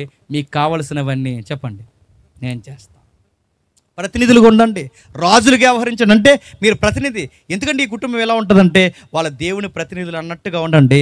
ఆ ఏరియాకి, ఆ కుటుంబాలకి మీరే మాదిరి అయిపోతారు. ఉద్యోగాలు చేసేవారైతే ఉద్యోగాల్లో మీరు జాగ్రత్తగా ఉండండి. తోటి ఉద్యోగస్తులకు మీరే మాదిరి అయిపోతారు, డిఫరెంట్ అయిపోతారు. లైవ్ వెళ్తుంది లేదా నేను చెప్తున్నాను. మా సుపీరియర్ ఆఫీసర్ వాడుతున్న కారు ఏదైతే ఉందో, బాగా వినండి, మా సుపీరియర్ ఆఫీసర్ వాడుతున్న కారు ఆయన వాడేది బేసిక్ వెర్షన్ వాడతాడు. కానీ విషయం ఏంటి చెప్పినా, నేను చేస్తున్న ఆయన కింద నేను చాలా చిన్న ఉద్యోగస్తుని, కానీ నా దేవుని పరిచర్యలో ఆయన వాడుతున్నది బేసిక్ వెర్షన్ అయితే నేను వాడుతున్నది టాప్ వెర్షన్ వాడుతున్నాను. నేను ఎలా వచ్చింది? ఆయన పనిలో ఉంటే నడుతున్నాను. ఆఫీసర్ వాళ్ళు ఏంది కూడా చెప్పండి, మనం వాడతాం. ఆయన ఆ టైం సెట్ నేను బండి మీద వెళ్తున్నప్పుడు చాలాసార్లు బాధపడేవాడిని. అయ్యో ఒక కారు ఉంటే బాను, కూర్చుని బైబిల్ చదువుకుందాం, ఒక కారు ఉంటే బాను, చక్కగా ఏదో ఒక వాక్యం ఉంది అని అనుకున్నా. ఉంటే బాగుని కాదు, ఉంటుంది అన్నాడు, ఉంది. ఇది లాజిక్ గుర్తుపెట్టుకోండి. ఈ అడగం మనం ఏమడుగుతాం చెప్పనా, సెంట్ రాలేదు ప్రభా, ఏంటి ప్రభా మరి సెంట్ నేలేదు, నీ బందెత్తాడు సెంట్ నీకు ఏం అడగాలో తెలియదు, ఏం ప్రార్థన చేయాలో తెలియదు, ఎలా ఉండాలో తెలియదు. ఈ బైబిల్ ఎలా చదువుతుంది అందుకు అడుగుతానండి. ఈ బైబిల్ ఒకటి మనకు అర్థమైతే ఆయన ఏంటి అర్థమవుతాడు, ఆయన ఏంటి అర్థమైతే ఆయనతో ఎలా మాట్లాడాలో మనకు అర్థమవుతుంది. అందుకే మీ మేలు కోరి ఒక సహోదరుడికి అడుగుతున్నాను, చీపుగా అడగండి, ఆయన చిన్నగా అడగండి ఆయన్ని. మీరు ఎలా ఉండాలో అలా ఉండండి. ఆయన రాజ్యాన్ని నీతిని ఎతకండి. ఏ సమయానికి ఏది అవసరమో ఆయనే తెచ్చిపెడతాడు. ఆయన చేయమన్నదల్లా ఒకటే, సేద్యము చేయి అన్నాడు, కాయ్ అన్నాడు. అంటే రాజు అయిన యాజకుడిగా ఉండు చాలు, అంతే. అదొక్కటి చెయ్యి, చెట్లు పండుతాయి, పంటలు పండుతాయి, భూమి పండుతుంది, వర్షం పడుతుంది, ప్రకృతి మాట ఉంటుంది, పక్షుల మాట ఉంటాయి, అన్నీ నీ మాట చెప్పండి వింటాయి. కొన్ని కుక్కలు, నేను ఈ మాట అంటున్నాను ఏమనుకోకండి, కొన్ని కుక్కలు కొంతమందిని కనిపెడతాయండి. మీరు చూసారా? అటు దొంగేదమని తెలిసిపోద్దాం కూడా వాటికి. కొన్ని కుక్కలు కొంతమంది వస్తే ఏమనో, కొన్ని కుక్కలు చూడండి ఆడొస్తే తెగారి చేతి ఉంటాయి. ఎందుకు? ఆడు దొంగేదమని వాటికి తెలిసిపోతాయేమో. నేను అడుగుతున్నాను, వాటికి తెలుస్తాయంటే నువ్వు దేవుడితో కనెక్ట్ అయితే, నేను అనుకుంటున్నానండి నువ్వు దేవుడితో ఎంత బాగా కనెక్ట్ అయితే ఈ ప్రకృతి కూడా నీతో చెప్పండి అంత కనెక్ట్ అవుద్ది. మీరు ఊహించండి, నేను ఇలా చెప్తున్నాను, ఏదో ఆధ్యాత్మిక మూఢనమ్మకం చెప్తున్నాను కాదు, బైబిల్ అని చెప్తున్నాను. మీరు ఊహించండి, మనం ఇలా వెళుతున్నప్పుడు, మన దేవుని పక్షం మన నిజాయితీగా నీతిగా బతుకుతున్నప్పుడు పడే వర్షం అలా ఆగిందనుకోండి, మీకు ఎలా ఉంటుందండి? పేతురు అలా సముద్రం మీద నడిచేస్తుంటే పేతురికి ఎలా ఉందండి? నేచర్ మన మాట వింటాదంటే మీకు అర్థమవుతుందో లేదో నాకు తెలియదు, కానీ నేచర్ కుక్క పిల్లలా మన మాట వింటుంది. కూర్చోమంటే కూర్చున్నట్టు, లేకమంటే లేకమన్నట్టు కుక్క పిల్ల ఎలా వింటాదో అలా వినేదట ఈ నేచర్. అది మనం పోగొట్టేసాం. ఎండకు తట్టుకోలేకపోతున్నాం, వర్షానికి తట్టుకోలేకపోతున్నాం, చలికి తట్టుకోలేకపోతున్నాం, జబ్బులకు తట్టుకోలేకపోతున్నాం, తిండి తింటే చచ్చిపోతున్నాం, తినకపోతే చచ్చిపోతున్నాం, ఉంటే చచ్చిపోతున్నాం, ఉండకపోతే చచ్చిపోతున్నాం. ప్రతి దానికి సావు మన వెనకాల తిరుగుతుంది. ఈ దరిద్రం అంతా ఎందుకు వచ్చింది చెప్పినా, మాట వెనక వచ్చింది. ఇప్పుడైనా మించిపోయింది లేదు. ఆయన మాట విన్నాం అనుకోండి, మళ్ళీ చెప్తున్నాను, ఆయన మాట అంటే నీకు 30 ఏళ్ళు 40 ఏళ్ళు అవసరం లేదు నెలకే సంపాదన, నీకు 30 ఏళ్ళు 45 అవసరం లేదు సంపాదన, నువ్వు రోజుకి 300 తెచ్చుకున్న బంతులాగా నేను బతికేస్తాడు, గుర్తుపెట్టుకో. ఆయన మాటను నీ సంసారంలో కోట్ల అవసరం లేదు, నీ సంసారాన్ని చాలా సంతోషంగా నింపేస్తాడు.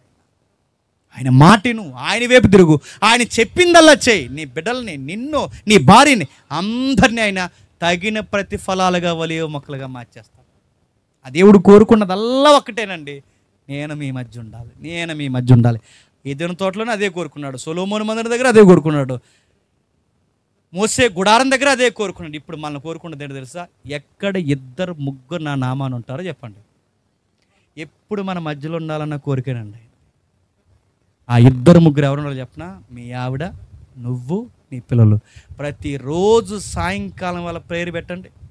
ఏదైనా తోటలోకి సాయంకాలం వేళ వచ్చేలేదో నాకు తెలియదు, కానీ నీ భార్య పిల్లలతో సాయంకాలం వల్ల ప్రేయర్ పెట్టుకో. సాయంకాలం దేవుడు ఏదైనా తోటలోకి వచ్చేలేదో నాకు తెలియదు, కానీ ఖచ్చితంగా ఎక్కడికి వస్తాడు చెప్పనా? మీ ఇంటికి వస్తాడు. రోజు దేవుడు మీ ఇంటికి వచ్చి వెళ్ళిపోతే మీ ఇల్లు ఎలా ఉంటుందండి? అదిరిపోద్ది. మళ్ళీ చెప్తున్నాను, రాళ్ళు బంగారం అయిపోతాయని చెప్పను, కానీ మీ జీవితాలు మాత్రం బంగారంలో ఉంటాయి. రోజు దేవుడు మన ఇంటికి వచ్చి వెళ్ళిపోవడం అంటే ఎంత ఆశ్చర్యం. ఎప్పుడు వస్తాడు ప్రభు అంటే 2 3 ఎక్కడైతే కూడుకుంటారో చెప్పండి. కానీ మనం కూడుకోం. సాయంత్రం అయితే టీవీలు ఎట్టి కంచాల్లో అన్నం పెట్టుకుని సోఫా సెట్లో కూర్చుని ఆ శాలను మార్చరా అన్నాదంట. అందుకే అలాగే ఏడిసిన బతుకులు.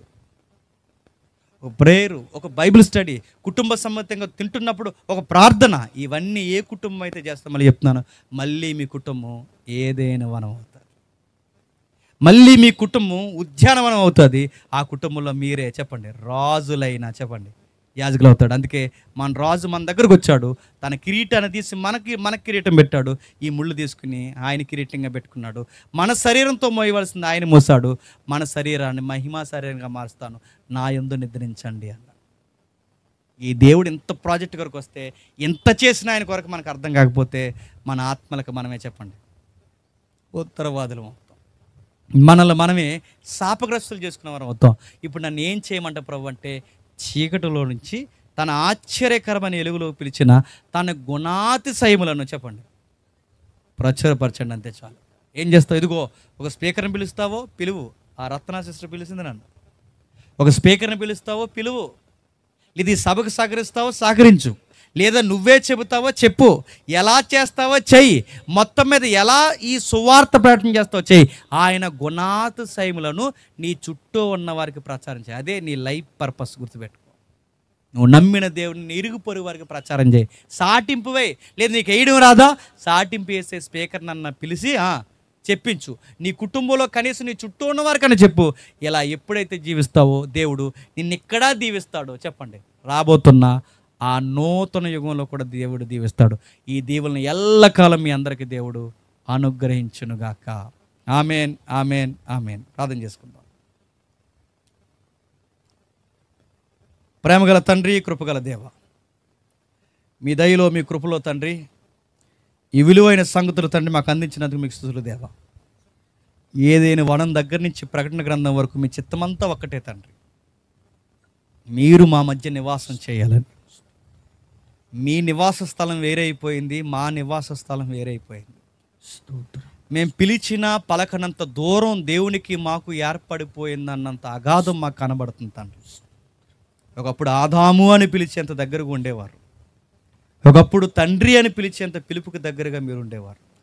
ఈరోజు ఎంత పెద్ద అగాధాలు ఏర్పడడానికి కారణం మా పితరుడైన ఆదాము దగ్గర నుంచి మేమందరం ఆదామును పోలిన వారమే తండ్రి. తండ్రి, అన్నానికి ఏడుస్తున్నాం, నీరుకి ఏడుస్తున్నాం, ఆరోగ్యానికి ఏడుస్తున్నాం, ప్రతి పరిస్థితుల్లో ఏడుస్తున్నాం. కేవలం దేనికింత మేము అసూలు బాస్తున్నాం తండ్రి. కారణం ఒకటే, మీ సన్నిధికి మేము దూరం అయిపోయాం తండ్రి. ఏదైనా తోటలో మీరు ఉండాలనుకున్నారు, భూమి మీద మీరు నివాసం చేయాలనుకున్నారు. ఇప్పటికీ ఆశ మీరు అలానే కలిగి ఉన్నారు తండ్రి. అందుకే పరలోకమందు తండ్రి భూలోకమందును అనుసంధానం చేయడానికి ఒక పట్టణాన్ని మీరు సిద్ధపరుస్తున్నారు దేవ. ఆ పట్టణం కొరకే మా పితరులు ఎదురు చూశారు. ఆ పట్టణం కొరకే తండ్రి వారి ప్రాణాలు తృణప్రాయాలుగా ఇచ్చారు. ఆ పట్టణం కొరకే వారి భూములను తండ్రి పెట్టుబడులుగా వారు పెట్టారు దేవ. ఇంత నిగూఢమైన సత్యాలు విన్న తర్వాత కూడా ఈ దేవుడు మేము ఎందుకు నమ్ముతున్నాం అన్న విషయం వాళ్ళకి అర్థం కాకపోతే వాళ్ళు ఎంత ఆధ్యాత్మికంగా తండ్రి అడుగు నుండిపోయారో వారికి అర్థమయ్యేలా తెలియచేయండి. మీ బిడ్డల జీవితాల్లో తండ్రి ఏది కోరుకోవాలో, దేని కొరకు ఆలోచించాలో వారితో మీరు మాట్లాడండి తండ్రి.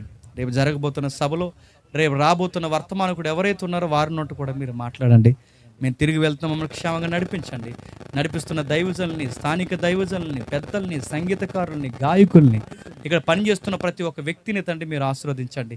మాకు తెలుసో తెలియకో మా మీద చెడ్డ మాటలు పలికిన వారు ఎవరు ఉంటే క్షమించండి తండ్రి. మాకు అనారోగ్య సమస్య ఉన్నా తండ్రి ఈ గంట వాక్యం చెప్పడానికి తండ్రి మీరిచ్చిన ఈ కృపను బట్టి మీకు స్తుతులు స్తోత్రములు తెలియజేస్తూ మరలా రేపటి దినాన్ని వేరొక ప్రాంతంలో మాట్లాడడానికి మాకు తగిన ఓపికని ఆరోగ్యమును దయచేస్తారని కోరుతూ క్రీస్తు నామమున ఈ ప్రార్థన సమర్పిస్తున్నాం తండ్రి.